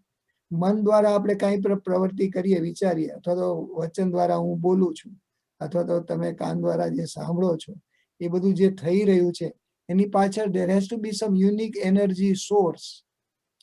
તો એ વીર્ય છે અને એ આત્મામાં થાય છે. એટલે હવે આપણને આત્મા આ મન વચનની કાયાના દ્વારા, સાધન દ્વારા કેવી રીતે એમાં વીર્ય સ્ફુરાવે છે અને એક્ટિવિટી કરે છે, એટલે આત્માનું કનેક્શન બતાવે છે મન વચન કાયામાં. એટલે હવે શું કહે છે કે જોગા મણમાયા એટલે યોગ એટલે મન આદિની પ્રવૃત્તિ, તેનો ખરો અર્થ વીર્યનું સ્ફુરણ, વીર્યનું સ્પંદન કે વીર્યનો વેપાર છે. યોજનમ યોગો જીવસ્ય વીર્ય પરિસ્પંદ ઇતિ યાવત, એટલે યોગ એટલે યોજના અથવા તો જોડાવું, રાઈટ? અર્થાત આત્માના વીર્ય ગુણનું સ્ફુરણ, એટલે આત્મા પોતે એનું વીર્ય સ્ફુરાવે, પછી એના દ્વારા મન વચન કાયા જે કઈ કરે એ થાય. પણ ઓરિજિનલ કરવા વાળો કોણ છે? આત્મા જ. આત્માની પાસે જે વીર્ય શક્તિ છે. તો આ વ્યાખ્યાની સ્પષ્ટ મતલબ એ છે કે આત્મામાં સત્તા રૂપે રહેલો અનંત વીર્ય રૂપી ગુણ એ પોતે યોગ નથી, પણ જ્યારે તે વ્યવહારમાં આવે છે, એટલે કે સ્ફુરાયમાન થાય છે, ત્યારે યોગની સંજ્ઞા પામે છે. એટલે સ્ફુરાયમાન થાય વીર્ય એટલે શું કરે? તો કે આ સ્ફુરણ મન વચન અને કાયા એ ત્રણ વડે જ થાય છે. એટલે એને જે આ વીર્યની સ્ફૂર્ણા કરી એના દ્વારા કંઈક થવાનું છે, પણ એ થવાનું છે એ શેના દ્વારા થશે? તો એ થશે શેના દ્વારા? તો કે મન વચન અને કાયા. એટલે આપણે મન વચન કાયાના યોગો જ્યારે કહીએ ત્યારે આપણે શું કહેવા માંગીએ છીએ કે આત્મા પોતાનું વીર્ય સ્ફુરવીને જે કંઈ કરે એ આ મન વચન કાયા દ્વારા કરે છે. એટલે ઇન્સ્ટિગેટર, મેઇન રોલ કરવા વાળો તો એ આત્મા છે. એની વીર્ય ખાલી આત્મામાં છે, પૂતગલમાં એવી કોઈ તાકાત નથી. એટલે ત્યારે તે યોગની સંજ્ઞા પામે છે. આ સ્ફુરણ મન વચન કાયા ત્રણ વડે થાય છે. એટલે ઉપચારથી આપણે આ ત્રણેયને યોગ કહી દીધા કે આનાથી થયું એમ. એટલે આ ત્રણેયને અથવા ત્રણની પ્રવૃત્તિને યોગ કહેવામાં આવે છે. એટલે કે મન યોગ, વચન યોગ, કાય યોગ, અથવા આપણે શું કહીએ છીએ? મન વચન કાયાના યોગો. તો એ એને મિકેનિઝમ આપી અને હવે એને ફર્ધર ડિટેલ આપે છે કે આ ત્રણની પ્રવૃત્તિને યોગ કહેવામાં આવે છે. વ્યવહારની સરળતા ખાતર યોગના બે વિભાગ કરવામાં આવે, દ્રવ્ય યોગ અને ભાવ યોગ. તો તેમાં મન વચન કાયાની પ્રવૃત્તિ એ દ્રવ્ય યોગ છે. પ્રવૃત્તિ કરીએ આપણે જે મન વચન કાયાથી જે એક્ટિવિટી કરીએ તો એને દ્રવ્ય યોગ કહેવાય. અને વીર્યની વિશેષ સ્ફૂર્ણા એ ભાવ યોગ છે. કારણ કે અંદર જે મિકેનિઝમમાં આગળ પાછળથી જે ધક્કો મારીને આખી જે પ્રોસેસ કરવાની આગળ વધારવાનું કામ કોનું છે? એ વીર્યનું છે. થાય છે કેવી રીતે? તો કે મન વચન દ્વારા અને કાયાની પ્રવૃત્તિ દ્વારા થાય છે. પણ એ પ્રવૃત્તિની પાછળ એનર્જી ક્યાં છે? આત્માની, વીર્યની. તો એ મન વચન કાયાની પ્રવૃત્તિ એ દ્રવ્ય યોગ થયો, અને વીર્યની વિશેષ પ્રકારે સ્ફૂર્ણા તે ભાવ યોગ. એટલે આમ ભાવ યોગ ને આત્માનું સીધું કનેક્શન. તો હવે પછી ફરીથી આગળ જાય છે. તો આ ભાવ યોગની વાત કરીએ છીએ આપણે, જેમાં વીર્ય સ્ફૂર્ણા થાય અને આગળ ચાલે છે. તો એ ભાવ યોગના પણ બે વિભાગો છે. પ્રશસ્ત ભાવ યોગ એટલે સમ્યક્ત્વ આદિ ઈષ્ટ ગુણોની પ્રાપ્તિ અર્થે થયેલું વીર્ય સ્ફુરણ, એ પ્રશસ્ત ભાવયોગ. અને અપ્રશસ્ત ભાવયોગ એટલે મિથ્યાત્વ આદિ અનિષ્ટ ભાવોની પ્રાપ્તિ માટે થયેલું વીર્ય સ્ફુરણ. આ જાતના અપ્રશસ્ત યોગ સાવધ્ય યોગ છે. એટલે આપણને છેક ફાઇનેસ્ટ ડિટેલ સુધી લઈ આવે કે આ યોગમાં એક્ટિવિટી કેવી રીતે થાય, મન વચન કાયામાં એક્ટિવિટી કઈ રીતે થાય, એની પાછળ મેઇન વસ્તુ ફોર્સ કયો છે? વીર્ય છે. એ વીર્ય એ ભાવયોગ છે. ભાવયોગના બે ભાગ પડે, પ્રશસ્ત યોગ અને અપ્રશસ્ત યોગ. અપ્રશસ્ત યોગ એટલે આ સાવધ્ય યોગ, જે આપણે કરવા જેવો નથી એની વાત છે. એટલે આમ આપણને આખી મિકેનિઝમ સમજાવી. આપણે તો શું જલ્દી બોલી જતા હોય કે તાવ કાય ઠાણેણમ મોણેણમ જાણેણમ અપાણમ ઓશિરામી, અથવા તો મન વચન કાયા કરીને જે કઈ કર્યું હોય એનું મિચ્છામી દુક્કડમ. 10 મનના 12, 10 મનના 10, વચનના 12, કાયાના 32 દોષો. ત્યારે આપણે આ મન વચન કાયાની એની પાછળ કોણ કરવા વાળો છે, કેવી રીતે, અને આ પ્રશસ્ત કે અપ્રશસ્ત એવું બધું વિચારી શકતા હોય ન શકતા હોય. એટલે આખી આ વિગત સમજાવી કે આ ક્યાંથી કેવી રીતે આ બને છે અને ક્યાં ભૂલ પડે છે, અથવા તો ક્યાં આપણે ગૂંચવાઈ જઈએ છે. એટલે ટૂંકમાં આપણે આપણો યોગ જો અપ્રશસ્ત વસ્તુમાં જોડવાના છીએ કોના દ્વારા? મન વચન ને કાયા દ્વારા. તો અપ્રશસ્ત યોગમાં જોડાઈએ તો આ સાવધ્ય પ્રવૃત્તિ થાય, જે પાપ કરાવે અથવા તો પાપ વાળી પ્રવૃત્તિ કહેવાય. એટલે હવે આપણે જયારે અપ્રશસ્ત ની વાત આવે ત્યારે એટલું સમજી લઈએ કે આપણે જયારે સંસારી ભાવોમાં ડૂબેલા હોય ત્યારે આ અપ્રશસ્ત યોગ કહેવાય આત્મા માટે. અને એ અપ્રશસ્ત યોગ પાપ વાળી વૃત્તિ અને પ્રવૃત્તિ કરાવે. કારણ કે ઘણીવાર આપણે એટલા બધા ગળાબૂડ આપણા સંસારિક જીવનમાં હોઈએ છીએ કે આપણાથી પાપ પ્રવૃત્તિ થઈ રહી છે એનો પણ ખ્યાલ રહેતો નથી. પાપ આપણને ઘણીવાર પાપ રૂપે જણાતું નથી. એટલે અહીંયા એની અપ્રશસ્ત અને પ્રશસ્ત બે ડેફિનેશન કરી કે જો પ્રશસ્ત યોગ હોય એટલે કે જ્યાં સમ્યક્ત્વ ઇન્વોલ્વ થયેલું હોય, સમજપૂર્વકનું હોય, હે ઉપાદેયનો જ્યાં બરાબર એનો વિવેક હોય એ રીતે થતું હોય તો એ પ્રશસ્ત. પણ હે ઉપાદેયનો વિવેક જ ન હોય, જ્યારે સમ્યક્ત્વની હાજરી ન હોય પણ મિથ્યાત્વ હોય, અને એ મિથ્યાત્વ સહિત થતી બધી ક્રિયા શું ગણાશે? અપ્રશસ્ત ક્રિયા. તો એ અપ્રશસ્ત ક્રિયા એટલે પાપવાળી ક્રિયા. એટલે આપણને પાપની ડેફિનેશન સમજાવી, પાપનો ખ્યાલ આપ્યો, અને પાપ એ સેમ મન વચન ને કાયા જ એ લોકો પાપ પણ કરી શકે અને પુણ્ય પણ કરી શકે. આપણી આંતરયાત્રામાં આઈ થિંક એક આધાર સૂત્ર એ પણ છે કે મનથી પાપ પણ થાય ને મનથી મોક્ષ પણ મળે. આમાં આવે છે એક આખું એવું સ્ટેટમેન્ટ છે. એટલે આ મન ક્યાં લઈ જાય, મન પ્રશસ્ત ભાવો અપ્રશસ્ત ભાવો ક્યાં આપણને રખડાવી જાય, એનો જરા આપણને આઈડિયા આવે એટલે એની આખી સિસ્ટમ મિકેનિઝમ સમજાવી કે આવા ભાવો કેવી રીતે મન વચન કાયા દ્વારા. કારણ કે ઘણીવાર આપણે એવી વાત કરતા હોઈએ છીએ ને કે તો શરીર આત્માનો ઉપયોગ આપણે મન વચન કાયા દ્વારા ક્યાં જોડીએ છીએ. તો એ આ સિસ્ટમ સમજાવી, એ ઉપયોગ યોગ એ વીર્ય સ્ફૂર્ણા કેવી રીતે થાય અને ક્યાં કનેક્ટ કરે. તો આ રીતે સાવજ્યમ જોગમ એટલે આ જોગની વાત કરી. સાવજ્યમ એટલે સાવધ્ય પાપ વાળે આપણે આગળ વિચાર્યું હતું. પછી મન વચન કાયાના યોગ એ અહીંયા સમજાવ્યું. જોગમ હવે પચ્છકામી. તો કરેમી બનતે સામાયમ સાવજ્યમ જોગમ પચ્છખામી. પચ્છખામી એટલે પ્રત્યાખ્યાન કરું છું, પચખાણ લઉં છું.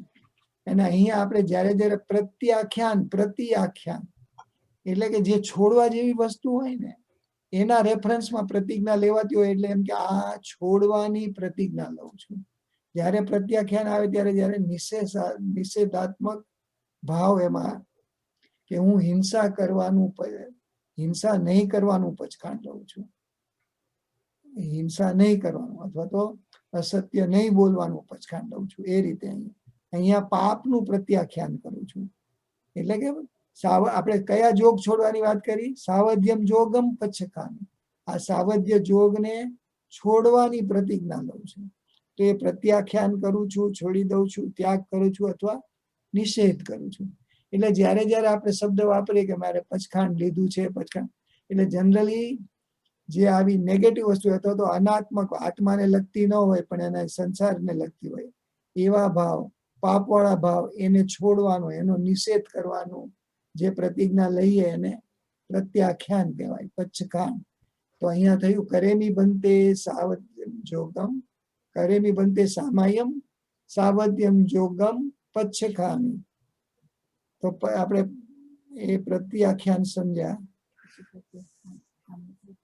પ્રત્યાખામી પ્રતિ અહીંયા જે ડિસ્ક્રિપ્શન છે એ બોલી જાઉં છું, મેં સમજાવ્યું પહેલા કે આ ઉપસર્ગ વાળા ખ્યા ધાતુનું ઉત્તમ પુરુષનું એક વચનનું છે, તેમાં પ્રતિ એટલે પ્રતિષેધ કર્યો, એને આપણે એમ કહીએ ને અટકાવ્યું. તો એ પ્રતિષેધ દૂર કરવાના અર્થમાં છે. એટલે કે આખ્યા પ્રત્યાખ્યાનું આખું સમજાવે છે શબ્દ. આખ્યા એટલે અભિમુખતાથી ખ્યાપન કરવાના અર્થમાં છે. એટલે કે હું નિષેધ પૂર્વકની જાહેરાત કરું છું અથવા તો નિષેધ કરું છું, એવો થાય. એટલે હું પચ્છખામી કહીએ ત્યારે હવે હું આવું નહીં કરું એવું પ્રતિજ્ઞા લઉં છું. એટલે કે હું સાવધ્ય જોગ વાળી પ્રવૃત્તિ નહીં કરું એવું પ્રત્યાખ્યાન લઉં છું. તો ત્યાં સાવધ્ય જોગમ પચ્છખામી. તો આમ કરેમી ભંતે સામાયમ સાવધ્ય જોગમ પચ્છખામી ત્યાં સુધી થયું આપણે. હવે આવશે જાવ નિયમમ. હવે આપણે શ્રાવક છીએ, આપણે સાધુ ભગવંતો જેમ ઉચ્ચરે એવી દીક્ષા લેવાના અત્યારે કોઈ સંજોગો નથી, એટલે આપણે 2 ઘડીનું સામાયિક કરીએ. એટલે અહીંયા જાવ નિયમ એટલે કે જાવ નિયમ પજુ આસામી એ જે શબ્દ આવે છે એ સમજાય. જાવ એટલે જ્યાં સુધી, અનટિલ ધેન એટલે મારી જે લિમિટ નક્કી કરું છું ત્યાં સુધી હું પ્રત્યા એટલે સામાયિકમાં રહીશ. એટલે કે કરેમી બનતે સામાયમ અને સાવધ્ય જોગમ પચખામી ત્યાં સુધી પાપ વાળી પ્રવૃત્તિથી દૂર રહીશ, નહીં કરું. તો જાવ નિયમ જ્યાં સુધી, નિયમ એટલે નક્કી કર્યું છે ત્યાં સુધી. તો જાવ એટલે જ્યાં સુધી. અને સાધુ ભગવાન દીક્ષા લેતા હોય તો એ કરેમી બનતો ઉચરે તો આ જાવ નિયમ ની બદલે શું આવશે? જાવત જીવમ, જાવત જીવમ. એટલે એ જયારે દીક્ષા લે ત્યારે આખું કરેમી બનતે બોલે તો આપણે કરેમી બનતે સામાયમ સાવજમ જોગમ પચખામી પછી આપણે શું કહીએ? જાવ નિયમ પજુઆસામી. એની બદલે એ શું કહે છે? જાવત જીવમ પજુઆસામી. આખી જિંદગી સુધી હવે આ હું નહીં કરવું. સાવધ્ય યોગનું પચખાણ એટલે એ ક્યારેય સાધુ ભગવંતો હિંસા કરતા નથી, હિંસાત્મક ભાવો કરતા નથી. સારા આખા જીવન માટેની પાપની પ્રવૃત્તિ છોડી દેવાનું એમણે પ્રત્યાખ્યાન પચખાણ લીધું. એટલે એ એમને સાધુપણું સ્વીકારતા એ રીતે લે છે. એ છે ને since we are saying it, if we want to see એક જ મિનિટ માટે મહેશભાઈ આપણે પેજ 222 ના બોટમ પર જો આવી શકાય ને તો ઇફ યુ કેન.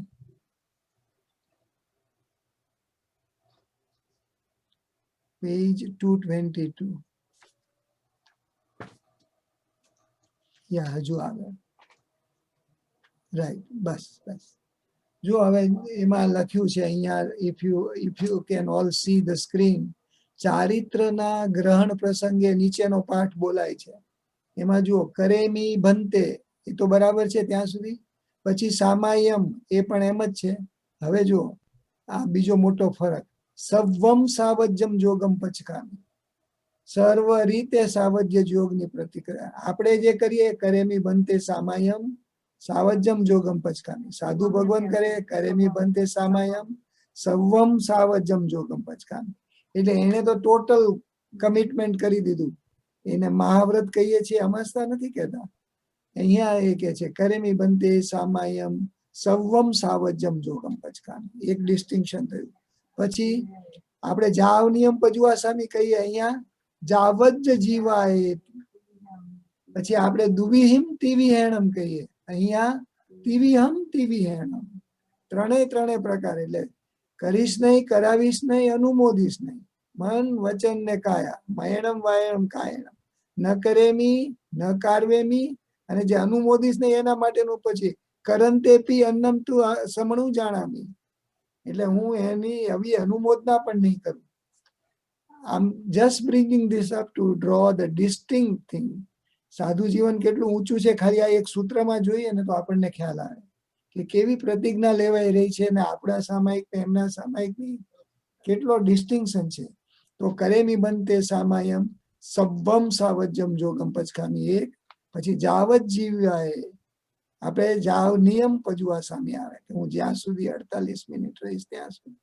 પછી તિવિહેમ તિવિહેણમ, પેલામાં દુવિહેમ તિવિહેણમ આવે. અહીંયા મન વચન કાયા કરીશ નહીં, કરાવીશ નહીં, અનુમોદીશ નહીં.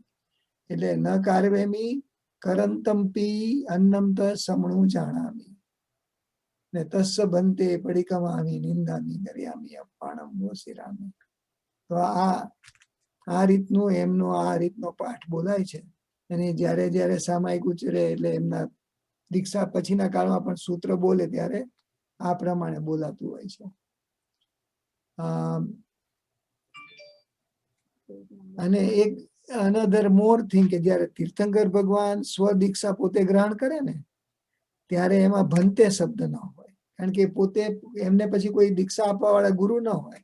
અહીંયા દીક્ષા ગુરુ આપતા હોય આ સાધુ ભગવાનને, એટલે અહીંયા કરેમી ભંતે. આપણે પણ સામાયિક કરીએ તો સાધુ ભગવાનની હાજરીમાં અથવા તો સ્થાપનાચાર્ય સામે, એટલે આપણે પણ કરેમી ભંતે. ભગવાન ખુદ દીક્ષા લેતા હોય ત્યારે કરેમી સામાયમ એમ જ સીધું કરે. So that was the contrast that I wanted to bring it up on that. તો હવે આપણું જાવ નિયમમ પજુવા સામે. નિયમ એટલે પ્રતિજ્ઞા. જ્યાં સુધી પ્રતિજ્ઞા. We are going back to our page 212. Thank you. તો આપણે હવે કરેમી બંતે સામાયમ સાવજ્યમ જોગમ પચકામી જાવ નિયમ પજુવા સામે. નિયમ એટલે જાવ નિયમ એટલે જ્યાં સુધી પ્રતિજ્ઞા લીધી છે ત્યાં સુધી, નિયમ લીધો છે ત્યાં સુધી. એટલે શું નક્કી કર્યું છે આપણે? વ્રત, નિશ્ચય કે ઠરાવ. એટલે કરેમી બંતે સામાયમ સાવજમ જોગમ પચકામી એ પ્રતિજ્ઞા છે. અને પણ ક્યાં સુધી એ સમજાવવા માટે જાવ નિયમ પજુવા સામી. પજુવા સામી એટલે પર્યુપાસના કરું, સેવું, એની નજીક વળગી રહીશ, ચીટકી રહીશ. એટલે મેં જે આ પ્રતિજ્ઞા લીધી એ જાવ નિયમ પજુવા સામી. એટલે જ્યાં સુધી જે નિયમ મેં નક્કી કર્યો 48 મિનિટનો, તો એ 48 મિનિટ આ પ્રતિજ્ઞાને હું વળગી રહીશ. પર્યુપાસના એટલે એની આજુબાજુ જ રહીશ, એનાથી હટી નહીં જવું, ખસી નહીં જવું. એ અર્થમાં છે ઉપાસના કરવી, સેવા કરવી. તેવું ઉત્તમ પુરુષનું એક વચન છે. પરિઉપ આસ, પર્યુપ પ્લસ આસ, પર્યુપાસ. પર્યુપ એ વિશેષતા વધારો બતાવે છે. આસ એટલે બેસવાના અર્થમાં છે. એટલે કે વધારે વાર પાસે બેસી રહેવું, વળગી રહેવું, નિશ્ચલ રહેવું, સેવા કરવી, ઉપાસના કરવી વગેરે. એટલે કે આ જે મેં પ્રતિજ્ઞા લીધી છે એને હું વફાદાર રહીશ, વળગી રહીશ, નિશ્ચયપૂર્વક પકડી રાખીશ. એટલે આપણે પ્રોમિસ એ કરીએ છીએ કે આ 48 મિનિટમાં હું મન, વચન કે કાયા દ્વારા, મન, વચન, કાયાની પ્રવૃત્તિ કે ઉપયોગ દ્વારા ક્યાંય બહાર નહીં ભાગવું, ક્યાંય બહારની દુનિયામાં નહીં જોડાવું, કોઈ પાપવાળી પ્રવૃત્તિમાં. કારણ કે આપણે સંસારી ભાવમાં જો જઈએ તો એ પાપ થયું. એટલે એવા સંસારી ભાવમાં હું નહીં જાઉં. હું આત્માના ભાવમાં સામાયમ, સામભાવ, સમભાવમાં નેક્સ્ટ 48 મિનિટ ટકી રહેવાનું પ્રોમિસ આપું છું. એવું આપણે અહીંયા પ્રોમિસ આપ્યું. એટલે પછી આપણે પાછળ પેલા બધા બોલવા પડે છે 10 મનના, 10 વચનના, 12 કાયાના, 32 દોષો. કારણ કે આપણે 48 મિનિટમાં ક્યાંક તો આપણી એવી ભૂલ થવાની શક્યતા છે.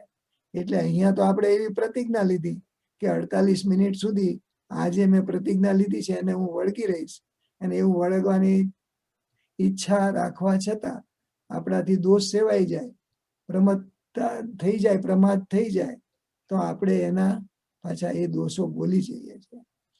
અચ્છા, હવે તો જાવ નિયમ પજુઆસામી. હવે દુવિહિમ તિવિહેણમ, અને આપણે એ વાત પણ કરી હતી કે કરવા અને કરાવવા રૂપે એ દુવિહિમ. હું કરીશ નહીં અને હું પાપવાળી પ્રવૃત્તિ કરાવીશ પણ નહીં. આપણે લઈ ન શું શક્યા અનુમોદના, જે આપણે આગળની પેલી સાધુ ભગવંતની પ્રતિજ્ઞામાં જોયું કે એ લોકો તો ન સમણું જાણામી ન કરંતે સમણું જાણામી એમ કહ્યું હતું. એટલે કે હું કરીશ નહીં, કરાવીશ નહીં અને અનુમોદના પણ નહીં કરું, એવી પ્રતિજ્ઞા સાધુ ભગવંત દીક્ષા ઉચ્ચરતા લે છે. આપણે શું કહીએ છીએ? દુવિહિમ, ખાલી કરીશ નહીં ને કરાવીશ નહીં. અનુમોદના સુધી આપણે જઈ શકતા નથી, કારણ કે ભલે આપણે આગળ પણ વાત કરી હતી 48 મિનિટમાં સામાયિક વ્રત લઈને સામાયિકમાં બેસીએ, પણ આપણે આપણા જે બધા કનેક્ટેડ એક્ટિવિટી હોય, આપણા બેંકના અકાઉન્ટ, આપણા બિઝનેસની વસ્તુઓ, આપણા ઘરના વ્યવહારો, એ બધા વ્યવહારના સંબંધો તોડી શકતા નથી જ્યારે સામાયિકમાં બેઠા હોય ત્યારે.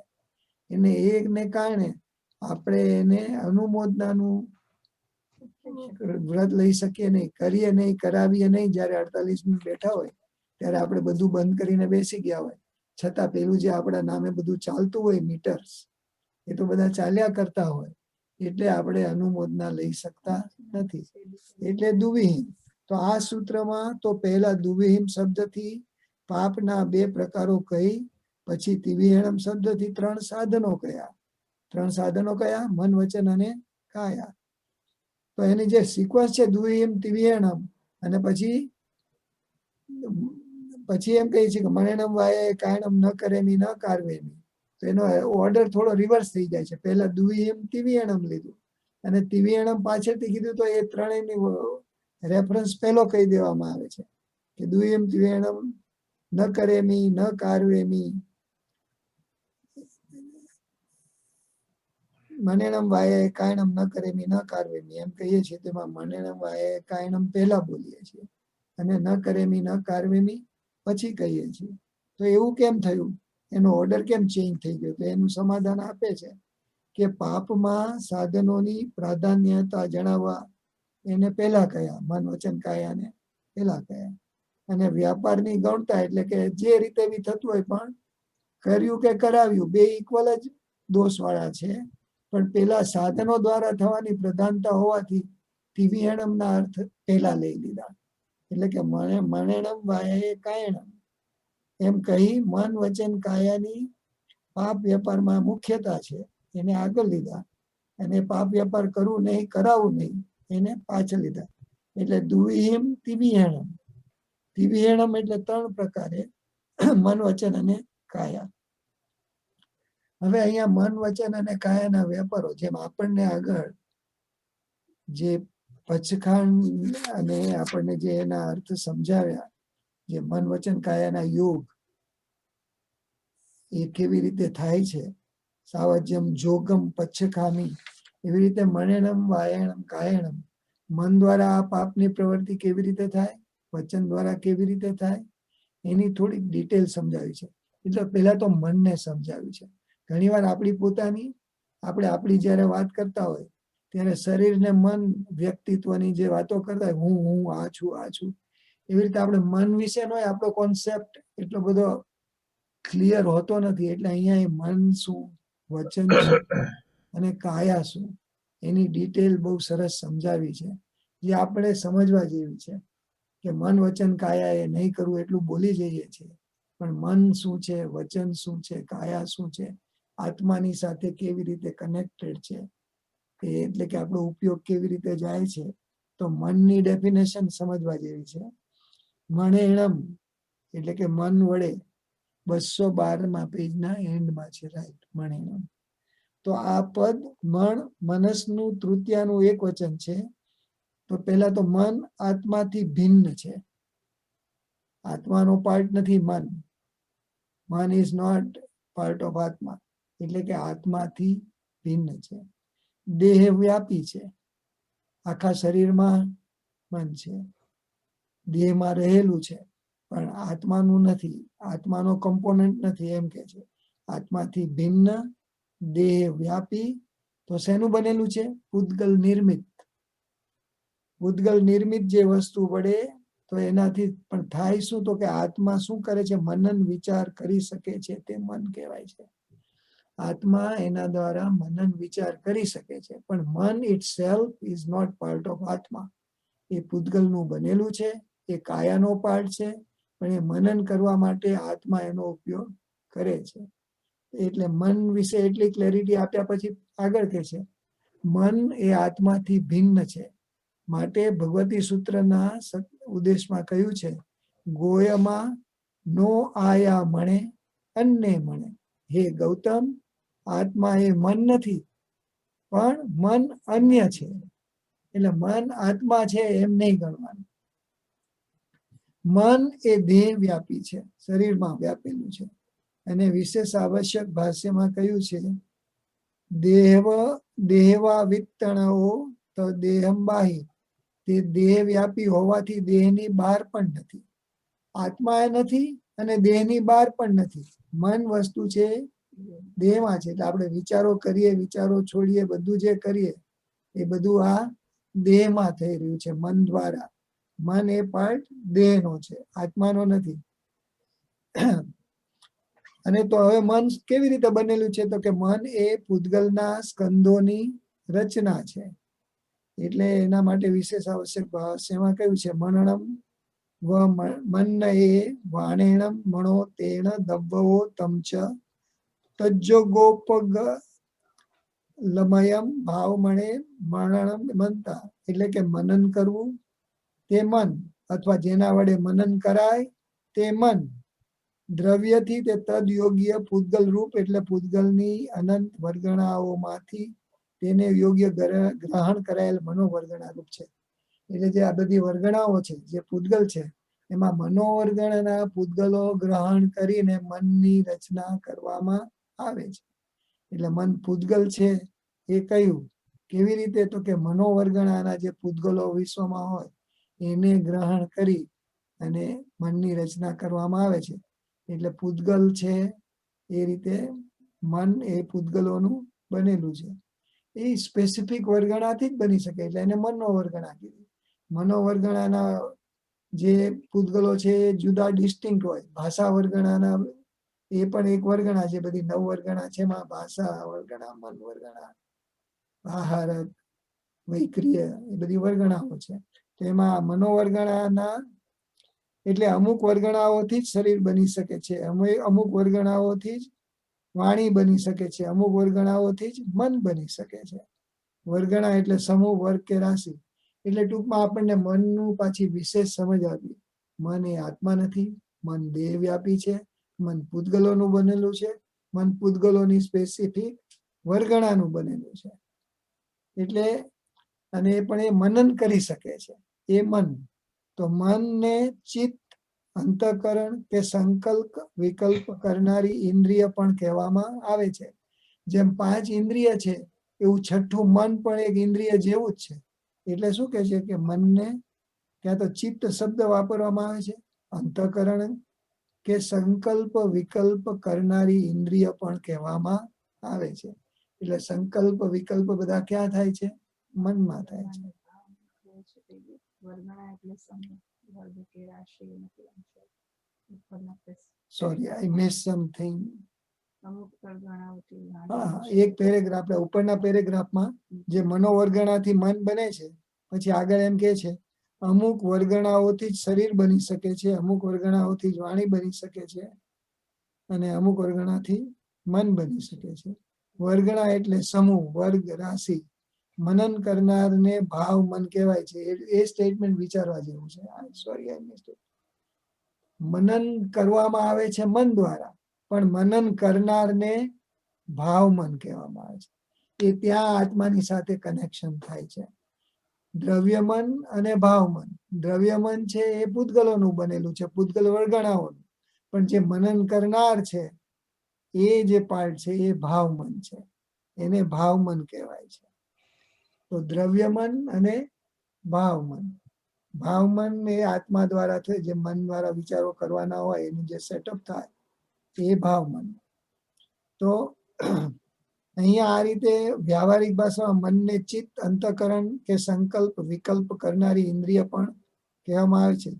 અને જૈન ભાષામાં તે નો ઇન્દ્રિય સંજ્ઞાથી પણ ઓળખાય છે. 5 ઇન્દ્રિય અને આ 6ઠ્ઠી નો ઇન્દ્રિય. એમ વ્યવહારિક ભાષામાં એટલે કે આપણી વ્યવહાર ભાષામાં તર્ક, વિકલ્પ, સંકલ્પ, કલ્પના, આશા, અભિલાષા આદિ ભાવો દર્શાવવા માટે પણ તેનો ઉપયોગ થાય છે.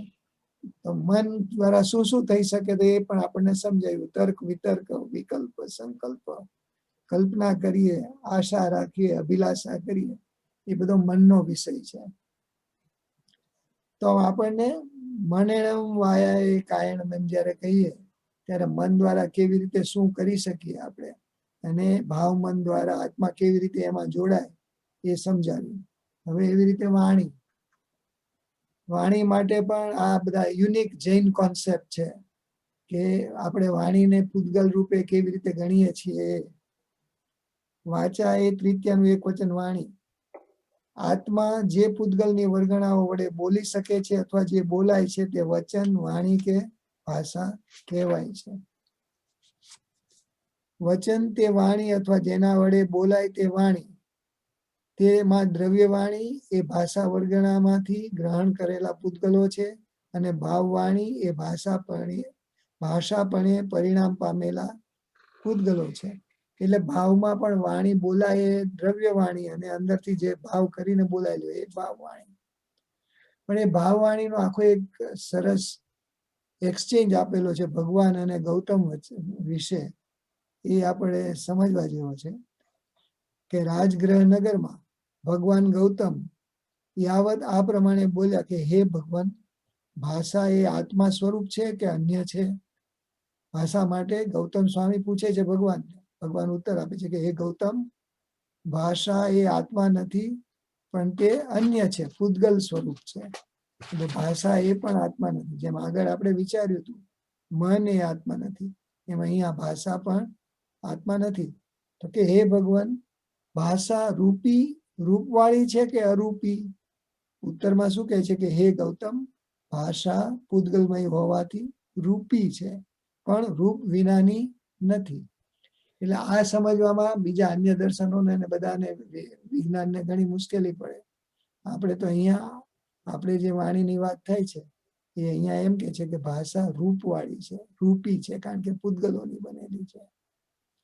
તો એ પછી ત્રીજો ક્વેશ્ચન પૂછે કે હે ભગવાન, ભાષા સચિત સજીવ છે કે અચિત અજીવ છે? ઉત્તર કે હે ગૌતમ, ભાષા સચિત નથી પણ અચિત છે. કારણ કે એ તો શબ્દો છૂટે ત્યારે ભાષા થાય છે, એટલે એમાં સજીવ ચિત્ત એટલે કે સજીવ નથી. પછી એમ કે છે હે ભગવાન, જીવોને ભાષા હોય છે કે અજીવોને ભાષા હોય છે? તો ઉત્તરમાં કે છે ગૌતમ, ભાષા જીવોને હોય છે, અજીવોને હોતી નથી. પછી આ બહુ ઇન્ટરેસ્ટિંગ ક્વેશ્ચન છે. હે ભગવાન, શું બોલાયા પૂર્વે ભાષા કહેવાય? બોલાતી હોય ત્યારે ભાષા કહેવાય અને બોલાઈ ગયા પછી ભાષા કહેવાય? તો કે બોલાતી હોય ત્યારે ભાષા કહેવાય, બોલાયા પહેલા ભાષા ન કહેવાય, તેમજ બોલ્યા પછી પણ ભાષા ન કહેવાય, પણ બોલાતી હોય ત્યારે જ ભાષા કહેવાય. આપણે તો મન વચન કાયાની જ વાત ચાલી રહી છે, અને મન વચન કાયાના જોગો એના માટેની આ બધી ક્લેરિટી આપણને કરવામાં આવી રહી છે કે મન દ્વારા જે વિચારણા, વિકલ્પ, સંકલ્પ કરવામાં આવે, ભાષા વિશે જે બોલવામાં આવે, એની કનેક્ટિવિટી આપણી જોડે કેવી રીતે છે કે જે આત્મા વીર્ય સ્ફુરણ કરીને મન વચન કાયા થ્રુ જે આ બધી પ્રવૃત્તિ કરે છે એ કેવી રીતે થાય એનું આ થોડુંક એક્સપાન્ડેડ વર્ઝન છે. તો પછી કે છે ભાષા કેટલા પ્રકારની કહી છે? તો કે હે ગૌતમ, ભાષા 4 પ્રકારની કહી છે. આપણે આ પણ આગળ લીધેલું. સત્ય મૃષા એટલે કે અસત્ય, સત્ય મૃષા એટલે સત્ય અસત્યનું મિશ્રણ, અને અસત્ય મૃષા એટલે સત્ય પણ નહીં ને અસત્ય પણ નહીં. એવી 4 પ્રકારની ભાષા છે. આ જે ભાષાનું સ્વરૂપ સમજાવ્યું એમ કે છે કે મનને પણ એ જ રીતે લાગુ પડે છે, કારણ કે મન પણ પૂતગલ વર્ગણાઓનું બનેલું છે, એટલે મન પણ રૂપી પદાર્થોનું બનેલું છે, વગેરે વગેરે. તો આમ મન વચન ને કાયાની વાત, કાયાનું તો સમજાય એવું છે, કાયણમ એટલે કાયાથી, શરીરથી, દેહથી, એટલે એનું પછી બહુ ફર્ધર ડિસ્ક્રિપ્શન એમાં જરૂર નથી લાગી, પણ એમને મન સમજાવવામાં અને ભાષા વિશે સમજાવવા માટે થોડું એક્સપાન્શન કરેલું. અને કાયા, તો એ 3 યોગ થયા. તો મન વચન કાયાના 3 યોગો. તો એ જે આપણે મનેણમ વાયા કાયણમ એ જે બોલીએ, અથવા તો તિવિહેણમ, દુવિહેમ તિવિહેણમ, તો એ તિવિહેણમમાં આ 3 આવે. અને પછી દુવિહેમાં શું આવે તો કે ન કરેમી, નહીં કરવું, ન કારવેમી, નહીં કરાવું, એ રીતે આવે. તો તે શબ્દો ઉપર જણાવેલા સાવધ્ય યોગને, એટલે કે સાવધ્ય યોગ, પાપવાળી પ્રવૃત્તિ કરીશ નહીં અને કરાવીશ નહીં. અને કઈ રીતે નહીં કરું તો કે મનથી નહીં કરું, વચનથી નહીં કરું, કાયાથી નહીં કરું, મનથી નહીં કરાવું, વચનથી નહીં કરાવું, કાયાથી નહીં કરાવું. એ બધા પ્રત્યાખ્યાન. અને પછી છેલ્લે શું કહીએ? ન કરેમી, ન કારેમી. પછી આપણે કહીએ છીએ તસ્સ ભંતે પડિકમામી નિંદામી ગરિહામી અપ્પાણમ વોસિરામી. તો અહીંયા આવે પાછું તસ્સ અને ભંતે આવે છે. તસ્સ એટલે ઉપર જે ડિસ્ક્રાઇબ કરે આપણે સાવધ્ય યોગો મન વચન કાયાથી કેવી રીતે થાય, કર્યું કરાવ્યું એ બધું, એ તસ્સ એટલે કે સાવધ્ય યોગનું, પાપવાળી પ્રવૃત્તિનું. હે ભગવાન, તસ્સ ભંતે પડિકમામી, પ્રતિક્રમણ કરું છું, પાછો ફરું છું. અહીંયા હવે જે આ શબ્દ આવ્યો ને પડિકમામી, એ બહુ સિગ્નિફિકન્ટ છે. આપણે જ્યારે સામાયિકનું પચખાણ લઈએ છીએ ત્યારે 2 વસ્તુ ત્યાં કમિટ થાય છે કે અત્યારે હું સામાયિકનું પચખાણ લઉં છું, એટલે અત્યારે હાલમાં ઇન પ્રેઝન્સ હું આવી પાપવાળી પ્રવૃત્તિ નહીં કરું, એમ એ પ્રોમિસ કરી. પછી જાવ નિયમ પજવા સામી જ્યારે કહીએ છીએ ત્યારે નેક્સ્ટ 48 મિનિટ સુધીની વાત છે, એટલે ત્યાં ભવિષ્યનું પણ લીધું. અત્યારે હું પચખાણ લઉં છું, પણ આવતી 48 મિનિટ સુધી હું આવી પાપવાળી પ્રવૃત્તિ નહીં કરું, એ ભવિષ્યકાળ થયો, પ્રેઝન્સ થયો. અને અહીંયા હવે જે પડિકમામી આવ્યું ને, પ્રતિક્રમણ કરું છું, તો એમાં પાસ્ટની વાત થઈ કે પાસ્ટમાં મારું આવું ક્ષમતા ન જળવાઈ હોય, સામાયિકમાં ન રહ્યો હોય, એમાં ઇનડિસ્ક્રેશન થઈ ગયું કે ખોટું થઈ ગયું, મારાથી ખરાબ થઈ ગયું તું પાસ્ટમાં, એની પણ માફી માંગી લેવામાં આવે છે. આમ આ જે કરેમી ભંતેનું એક પચખાણ આપણે લઈએ છીએ, it encompasses the whole thing, past, present અને ફ્યુચરની 48 મિનિટ, અને સાધુ ભગવંત હોય તો ફ્યુચર, હોલ લાઈફ, એ 3નું કમિટમેન્ટ થઈ જાય છે. આપણે ખરેખર તો ઈરિયા વૈયા કરીને આપણે આ ચાલુ કર્યું, એટલે ઈરિયા વૈયા વખતે તો આપણે પ્રતિક્રમણ કર્યું, પણ એ પ્રતિક્રમણ શેનું કર્યું હતું? આવવા જવાની ક્રિયા દરમિયાન થયેલી હિંસા. અહીંયા હવે સમતા ભાવમાં જવાની વાત કરીએ છીએ, સમ્યક ભાવમાં જવાની વાત કરીએ છીએ. તો એ સમભાવ, એ સમતા ભાવ પાસ્ટમાં નહોતો સચવાયો, અને જ્યારે એમાંથી દૂર હટી ગયા હતા, એ પ્રતિક્રમણ કરીને પાછા હવે સમતા ભાવમાં આવીએ છીએ. એ પાસ્ટમાં પણ એ સમતા ભાવમાં રહેવા જેવું હતું, એ મારી ભૂલ થઈ ગઈ, એટલે હવે હું એમાંથી પાછો ફરું છું. આમ આપણે જ્યારે સામાયિકનું પચખાણ લઈએ ત્યારે ભૂતકાળ, વર્તમાનકાળ અને ભવિષ્યકાળ 3 કાળનું ઇન્ક્લુડિંગ કોમ્પ્રિહેન્સિવ સમતામાં રહેવાની આપણી ઈચ્છા 48 મિનિટ સુધીનું પચખાણ લઈએ છીએ.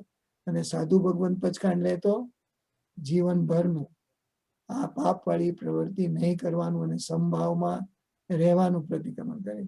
એટલે અહીંયા જ્યારે તસ્સ ભંતે પડિકમામી એ કહ્યું, એટલે હવે ત્યાં ઇટ ઇઝ સર્ટિફાઈંગ, આપણે આપણી જાતે આપણે પ્રતિજ્ઞા લેતા પાછું એટલું ક્લેરિફિકેશન એડ કરીએ છીએ કે હે ભગવાન, પાસ્ટમાં પણ મારું આવું કંઈ થઈ ગયું હોય તો હું એની પણ માફી માંગી લઉં છું.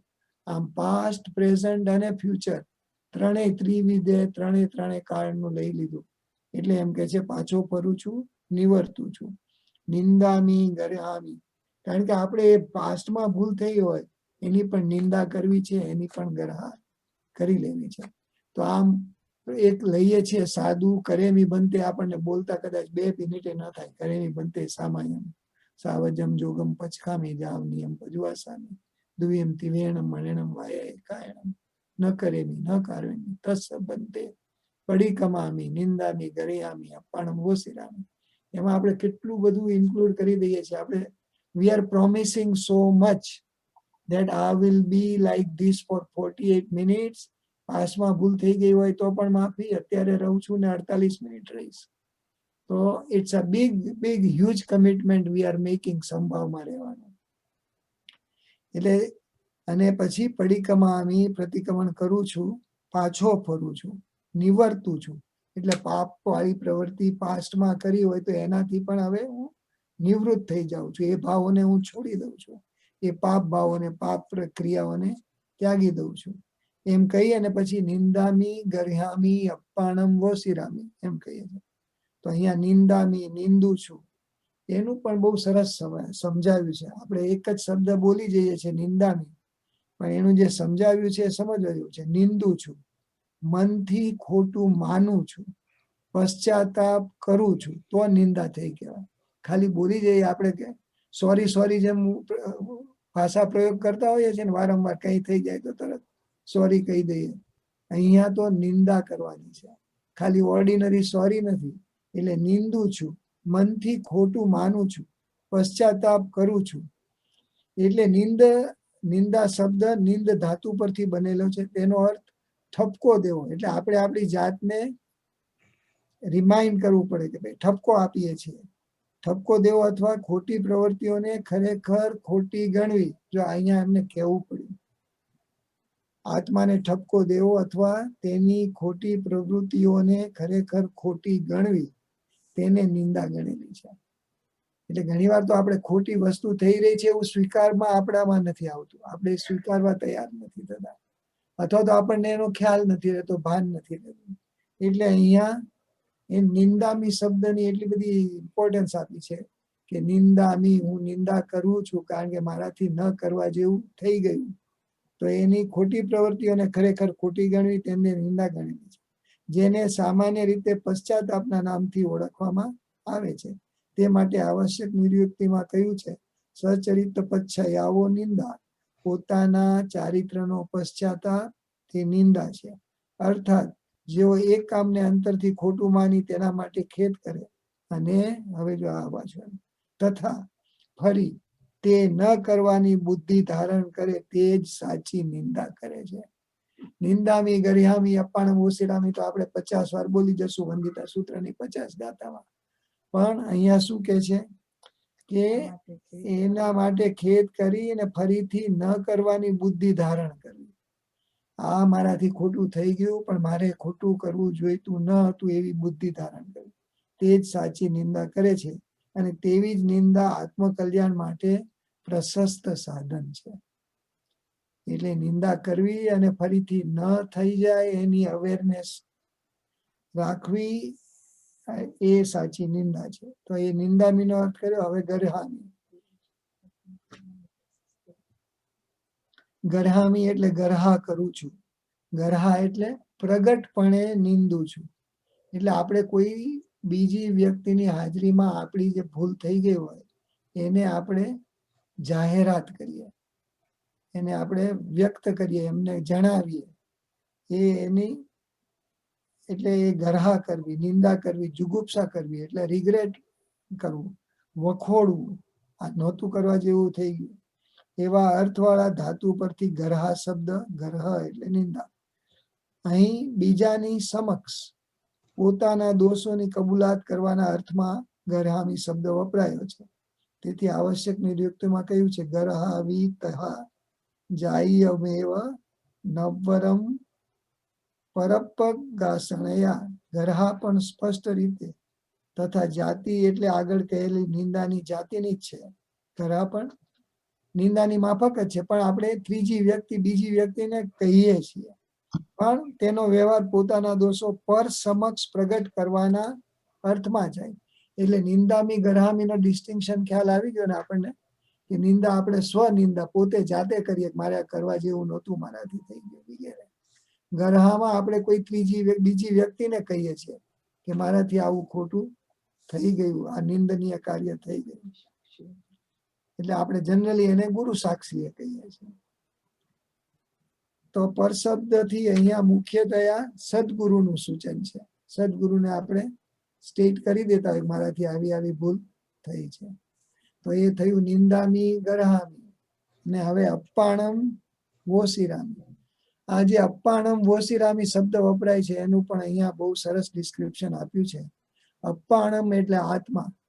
આત્માને જો વોશિરાવી દઈએ, આત્મા તો અવિનાશી તત્વ છે, એને કેવી રીતે વોશિરાવી દેવાય, એટલે કે એને કેવી રીતે ત્યાગી દેવાય, એને કેવી રીતે છોડી દેવાય.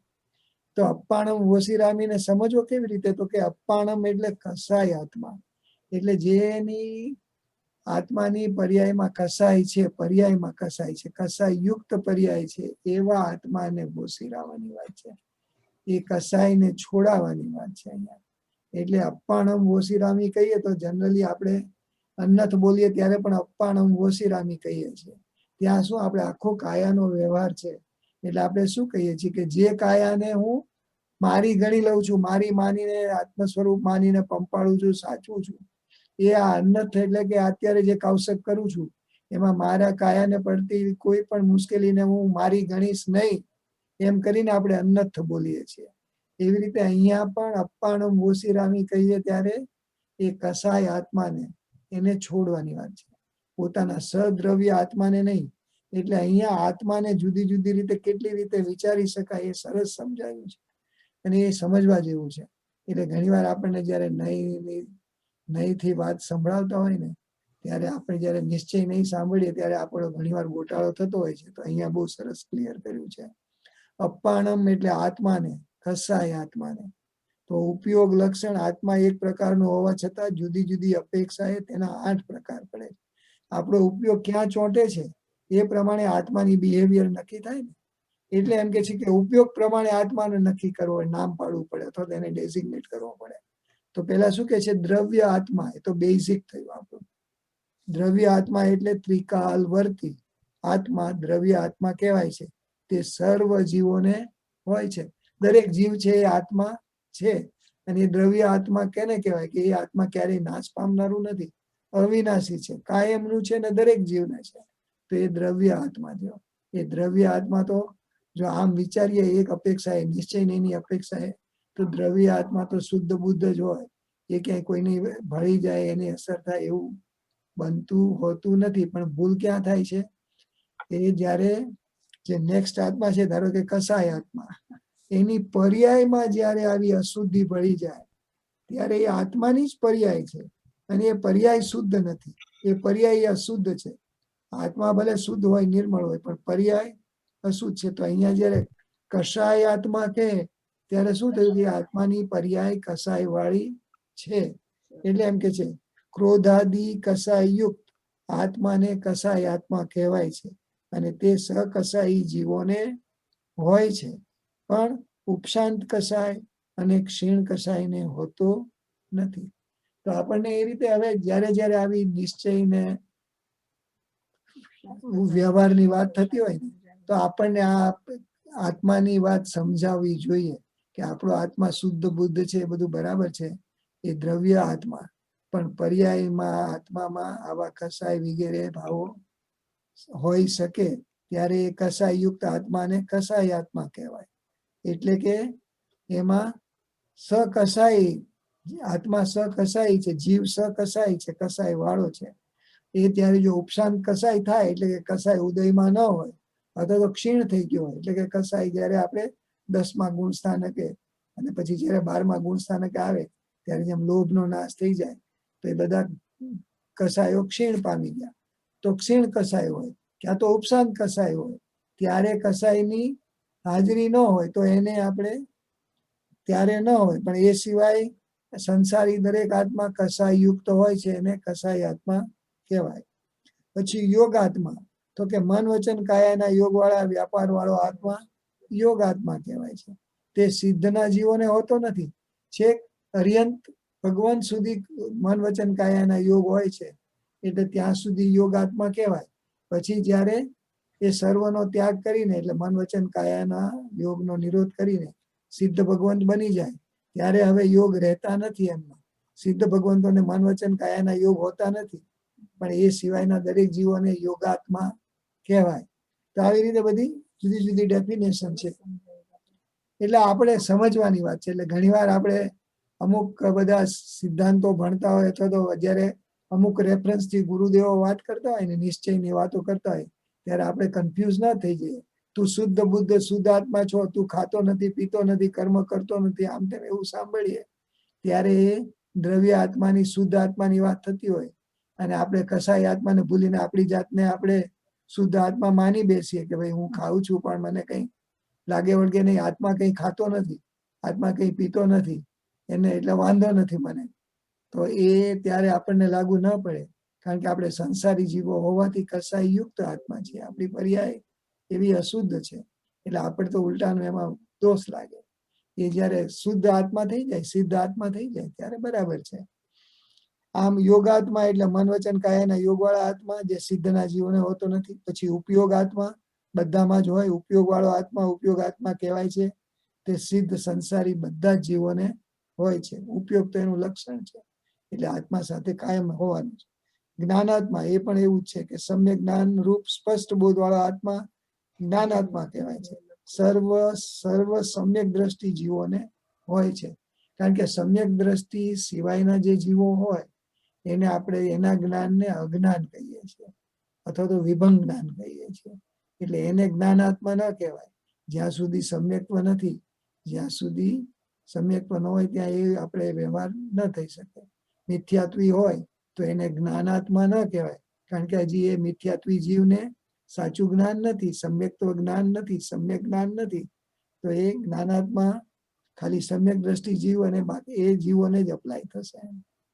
દર્શનાત્મા સામાન્ય અવબોધ રૂપ દર્શન વાળો આત્મા દર્શનાત્મા કહેવાય છે. બધા જીવોને દર્શન ગુણ હોય છે. ચારિત્ર આત્મા, જો અહીંયા પણ આ પણ સરસ ડેફિનેશન છે. હિંસાદી દોષની નિવૃત્તિ રૂપ ચારિત્ર વાળો આત્મા ચારિત્ર આત્મા કહેવાય છે. તે વીરતી વાળાને હોય છે. જે અવીરતી હોય એ બધાને ચારિત્ર આત્મા ન કહેવાય, કારણ કે હજી ચારિત્રની હાજરી ચારિત્ર રૂપે નથી, ત્યાં આત્મરમણતા નથી ત્યાં, એટલે એને ચારિત્ર આત્મા ન કહેવાય જ્યાં સુધી એને વીરતી ન સ્વીકારી. વીરતી થાય એટલે જ્યાં ત્યાં પછી એના ત્યારે એ ચારિત્ર કહેવાય, એટલે ચારિત્ર આત્મા કહેવાય. વીર્યાત્મા વીર્ય વાળો આત્મા વીર્યાત્મા કહેવાય છે. કરણ વીર્ય વાળે સંસારી જીવોને કરણ વીર્ય હોય છે. કરણ વીર્ય એટલે ક્રિયા કરતું વીર્ય, નહીં કે સત્તા રૂપિયા લબ્ધિ રૂપ વીર્ય. જે સિદ્ધ ભગવંતો હોય એને લબ્ધિ રૂપ વીર્ય હોય, એમણે કઈ ક્રિયા કરવાની હોતી નથી. તો આમ આપણને બધા આત્માના જુદા જુદા રીતે સમજાવ્યું કે કેવી રીતે આપણે વિચારી શકીએ. એટલે ઘણીવાર આપણે શુદ્ધ બુદ્ધ આપણો આત્મા શુદ્ધ બુદ્ધ છે, એને કઈ કોઈ દ્રવ્ય અન્ય દ્રવ્યમાં ભળતું નથી, એક દ્રવ્ય બીજા દ્રવ્યનું કઈ કરી શકતું નથી. કર્મ તો પૂતગલ છે અને આત્મદ્રવ્ય છે. એને એ બેનો સંબંધ કેવી રીતે થાય, હવે બધા ઘણા પ્રશ્ન કરવામાં આવે છે. ત્યારે આ બધી આત્માની ડેફિનેશન ની આપણને થોડી સમજ હોય તો it's easier two grasp that. તો આ 8 પ્રકારના આપણે બસ અહીંયા પૂરું કરશું. 8 પ્રકારના આત્મામાંથી કસાય આત્માનો ત્યાગ કરવાનો છે, કારણ કે તે સંસાર વૃદ્ધિના કારણરૂપ છે, અર્થાત આધ્યાત્મિક પ્રગતિમાં બાધક છે. બીજી રીતે કહીએ તો આત્માની જે સ્થિતિમાં કસાયો ઉદ્ભવે છે તે સ્થિતિ સાવધ્ય યોગ વાળી છે. હવે આપણને અલ્ટિમેટલી ત્યાં લઈ આવ્યા કે જે સ્થિતિમાં આત્માની જે સ્થિતિમાં કસાયો ઉદ્ભવે છે તે સ્થિતિ સાવધ્ય યોગ વાળી છે, તેથી તે ત્યાજ્ય છે. એટલે આપણે 48 મિનિટની પ્રેક્ટિસ એ કરવા ટ્રાય કરીએ છીએ કે આપણે સાવધ્ય યોગમાં ન જોડાઈએ. એવું આપણો આત્મા કસાય આત્મા મટી જાય 48 મિનિટ માટે, એ આપણી સામાયિક. તો એને ઓસિરાવીએ છીએ. એ કસાય આત્માને ઓસિરાવાનું છે, એ કસાયોને છોડી દેવાના છે, એ કસાયોને ત્યાગ કરવાનો. એટલે અપ્પાણમ ઓસિરામીનો અર્થ અહીંયા એ રીતે થશે. તો આમ અહીંયા આપણે અર્થ ડિટેલમાં પૂરા થયા. હવે બીજી એક બે ટોપિક છે, પછી નેક્સ્ટ ટાઈમ લઈશું એમાં જે સારા સમજાવ્યા છે. બહુ સરસ. કરેમી બંતે સૂત્ર આ રીતે આપણે ખૂબ ડિટેલ થી અર્થથી જાણ્યું. એટલે આપણે જ્યારે જ્યારે સામાયિક ઉચ્ચારીએ અને કરેમી બંત બોલીએ, કરેમી બંતે બોલીએ, ત્યારે આપણને એક બહુ ઊંચું સૂત્ર છે કે સાધુ ભગવાન તો ઉચ્ચરે છે, અને જે ઇવન તીર્થંકર ભગવાન દીક્ષા લેતા ઉચ્ચરે છે, એ પણ આપણને આપી દીધું, આપણે નહીં ઉચ્ચરે. તો આપણા માટે તો એ it's a boon, it's a big gift to us, big blessing from ગણધર ભગવંતો, કે આપણે એને ઉચ્ચરવા પૂર્વક સામાયિક. તો આવું સરસ સૂત્ર બોલીએ તો આપણી 48 મિનિટ ખરેખર ભાવપૂર્વક આપણો ઉપયોગ સમભાવમાં ટકી રહે એવું બનવાની શક્યતા ઘણી વધી જાય છે. સર્વમંગલ માંગલ્યમ સર્વ કલ્યાણ કારણમ પ્રધાનમ સર્વધર્માણમ જૈનમ જયતિ શાસનમ. સદગુરુ દેવ કી જય. મહાવીર સ્વામી ભગવાન કી જય. જીનાજ્ઞા વિરુદ્ધ આગમ વિરુદ્ધ કાંઈ પણ બોલાઈ ગયું હોય તો સર્વે મિચ્છામિ દુક્કડમ. જેને શ્રુત સામાયિક લીધું એ 3 નવકાર ગણી લેજો.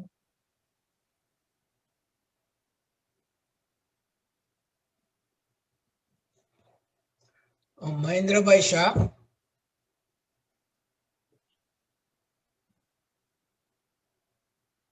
પ્રણામ હસેન્દ્રભાઈ.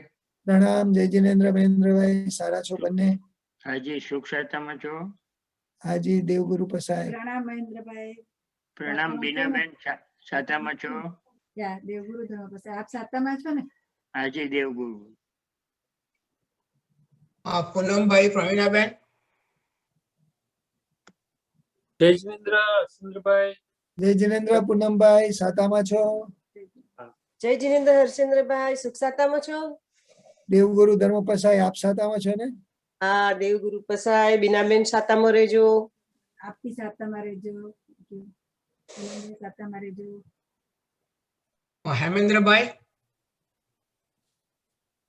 હસનભાઈ જય જિનેન્દ્ર. બીનાબેન જય જિનેન્દ્ર. સાતામાં રહેજો. હેમેન્દ્રભાઈ બંને સાતામાં છો ને? હાજી હાજી દેવગુરુ પસાય. ઈલાબેન. જય જિનેન્દ્ર હસેન્દ્રભાઈ. જય પ્રણામ કરું જિનેન્દ્ર. છું. પ્રણામ. તમને મેં પેલા 8 મધનું મોકલ્યું હતું, એ મળ્યું હતું ને? હા મળી ગયું છે, મળી ગયું છે. Thank you. બીનાબેન ને બી મારા વતી પ્રણામ. પ્રણામ તમને પણ. સાતામાં રહેજો. હા દેવગુરુ પ્રસાદ. Thank you. માલાબેન. જય જિનેન્દ્ર હસેન્દ્રભાઈ. જય જિનેન્દ્ર. માલાબેન સાતામાં છો ને? હાજી દેવ ધર્મગુરુ પસાયા. તમે સાતામાં છો ને? યા જય દેવગુરુ જિનેન્દ્ર ધર્મ સાતામાં પસાય. રહેજે. યા તમે પણ. દીનાબેન. જય જિનેન્દ્ર હસેન્દ્રભાઈ. જય જય જિનેન્દ્ર જિનેન્દ્ર બીનાબેન. બીનાબેન સાતામાં છો ને? હા દેવગુરુ પસાય. તમે સાતામાં છો ને? દેવગુરુ ધર્મ પસાય. બંને જણા સાતામાં રહેશો જી. યા તું પણ સાતામાં રહેજે બેના. શીતલબેન. પ્રણામ જય જિનેન્દ્ર. પ્રણામ જય જિનેન્દ્ર. શીતલબેન સાતામાં છો ને? હા દેવગુરુ પસાય. બીનાબેન સાતામાં છો ને? યા દેવગુરુ ધર્મ પાસે આપ બી સાતામાં રહેજો. હા ભલે. નવીનભાઈ. જય જિનેન્દ્ર હર્ષેન્દ્રભાઈ. બીનાબેન જય પ્રણામ. જિનેન્દ્ર. પ્રણામ જય પ્રણામ જિનેન્દ્ર. નવીનભાઈ. સાતામાં રહેજો નવીનભાઈ.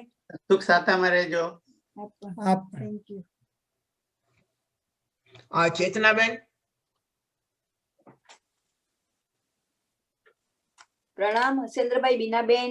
પ્રણામ જય જિનેન્દ્ર. જય જિનેન્દ્ર. ચેતનાબેન. સાતામાં રહેજે. હા દેવગુરુ ધર્મ પસાય. તમે બરાબર છો ને? બરાબર બધું છે? દેવગુરુ ધર્મ પસાય. Okay good, very good. સરસ થયું. આજનું સારું હતું બહુ. હા ઘણી સરસ છે આ પ્રવૃત્તિ. Thank you. ડિટેલ છે પણ. દીપિકાબેન. જય જિનેન્દ્ર. પ્રણામ હસેન્દ્રભાઈ. પ્રણામ જય જિનેન્દ્ર. દીપિકાબેન પ્રણામ. સાતામાં છો ને? સાતામાં છો ને? સાતામાં છો ને? તમે સાતામાં છો ને બંને જણા? Yes દેવગુરુ.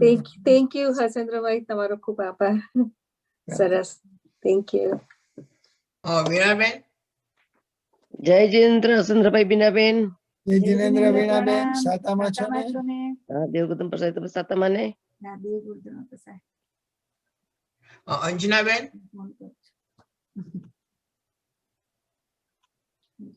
Anjanaben Yeah, I think એમનો કેમેરા નથી on પણ. હર્ષાબેન જય જિનેન્દ્ર પ્રણામ. જય જિનેન્દ્ર હર્ષાબેન પ્રણામ. હસેન્દ્રભાઈ બીનાબેન તબિયત સાચવજો. સાતામાં છો ને બંને જણા? દેવગુરુધર્મ. જરૂર. Thank you. તેજસભાઈ પ્રણામ હસેન્દ્રભાઈ, પ્રણામ બીનાબેન, સુખ શાંતામાં છો ને? દેવગુરુધર્મ પ્રસાદ. બસ શાંતામાં રહેજો. Thank you for everything. You're welcome. યોગીનીબેન જય જિનેન્દ્ર હર્ષેન્દ્રભાઈ, જય જિનેન્દ્ર બીના, પ્રણામ. જય યોગીની પ્રણામ સાતામાં કરું છું. સાતામાં છો ને? દેવગુરુ પ્રસાદ. મુકેશભાઈ ને બી સાતા પૂજ્ય જરૂરથી. હર્ષદાબેન વેલા સુઈ જવાનું. રાજ સાહેબ વાળા હર્ષદાબેન છે. અચ્છા પ્રદીપભાઈ અનામિસ ઘણો ઘણો આભાર હસેન્દ્રભાઈ, બહુ સરસ. Thank you Pradeepbhai for all your help. તો તમે તો બધા મત ઈલાબેન ને મોકલીને છૂટી ગયા. હવે ઈલાબેન ને શું થશે? હા તમે તમારા મત તો બધા ઈલાબેન ને મોકલી દીધા. હવે તમે છૂટી ગયા. ઈલાબેન ને શું થશે? ઈલાબેન ને ખાલી જાણવા હતા. એટલું સરસ કહી દીધું. બહુ સરસ બોલ્યા. આ સામાયિક થાય સાચું તો બહુ છે. ઈલાબેન ને કોઈને મોકલી દેવા પડશે. ક્યાંથી મગજમાં સ્ફુરે છે કઈ સમજ નથી પડતી. સામાયિક ના ભાવ આવે તો સારું છે. એ બીજા કોઈને મોકલી આપશે. મેલડી બંધુ ને થેન્ક યુ. જય જિનેન્દ્ર હર્ષેન્દ્રભાઈ જય Jinendra. Thank you so much. તમે લોકો તો Thank you all. બજાવો છો મહેશભાઈ. You are welcome. પર્ટિક્યુલર છો બાપુ. Very particular Maheshbhai, thank you. Very prompt also. Asura, incidentally, I admire your insistence on this Prabodhika. Right. You stuck with it and it's amazing. It It's is. It is. amazing. And, we would have missed out so much if we didn't do Oh, it. I know. Correct. Correct. આત્માની એ કેટલી detail આવી બાપરે. આ તો બધી આપણને ખબર It really clarified. આટલું બધું ડિટેલમાં વિચારતા જ ન હોય આપણે. અને મન વિશે ને ભાષા વિશે ને બધા વિશે. સરસ. મને પેલો બહુ ગમ્યો સંવાદ ગૌતમ સ્વામી ને. તમે ફાસ્ટ ગયા. સિમ્પલ. હા થોડા ફાસ્ટ. મારાથી લખાયું નહીં એટલે મેં લખ્યું બુક માંથી વાંચી લેવાનું. હું એટલે મેં કહ્યું જરાક ધીરે જાય ને તો લખાય. મજા આવતી હતી સાંભળવાની. સિમ્પલ ક્વેશ્ચન હતા પણ કેટલું આમ. Right, simple right. way they are just discussing. It's a nice way of telling us what man is, what bhasha is. You know. Right. જો કે આને અન્ય દર્શનોમાં જુદી રીતે વિચારવામાં આવે છે ભાષા અને મન માટે, એટલે એમને વધારે અહીંયા ક્લેરિફાઈ. આટલું આપણે આટલું થિંકિંગ અને વિચાર પણ નહીં આવે આપણે. મન એ અન્ય છે. મન અન્ય છે, આત્મા નથી. સરસ. જણાઈ જાય ત્યારે સાચી વાત છે. એ કયા પાના ઉપર છે જરા મને ટેક્સ્ટ કરી દેજો. ચોક્કસ. આપણે બધા ભેગા થઈને આ અને એ પણ કીધું કે ખાલી દેહ પૂરતો જ છે, દેહની બહાર નથી. Right right. પણ આટલું ઘણું આમાં આખું જે સામાયિક વિશેનું જે બધી ડિસ્ક્રિપ્શન એક એક શબ્દ સમજાવે છે એના પરથી ખ્યાલ આવે કે ખરેખર ધ્યાનમાં પહોંચાડી દેજો આપણે બરાબર સમજપૂર્વક હોય તો આપણે સારી રીતે કરીએ તો પહોંચી જવાય એવું છે. બેન આજનો દિવસ 212 થી શરૂ થયેલો મારા ખ્યાલથી. 209 થી. 209 તો ત્યાંથી શરૂ કરશે તો મળી જશે બધું. ઓકે ઠીક છે. Thank you. કરેમી બનતે. શરણું ભંતેનું સ્વીકારી લેવાનું છે. Then we cannot go wrong. અને સારું કર્યું આ શનિવારે જ લઈ લીધું એટલે કન્ટિન્યુઅસ આપણું થઈ કન્ટિન્યુએશન 209 ને પેજ 209 ને. કરેક્ટ.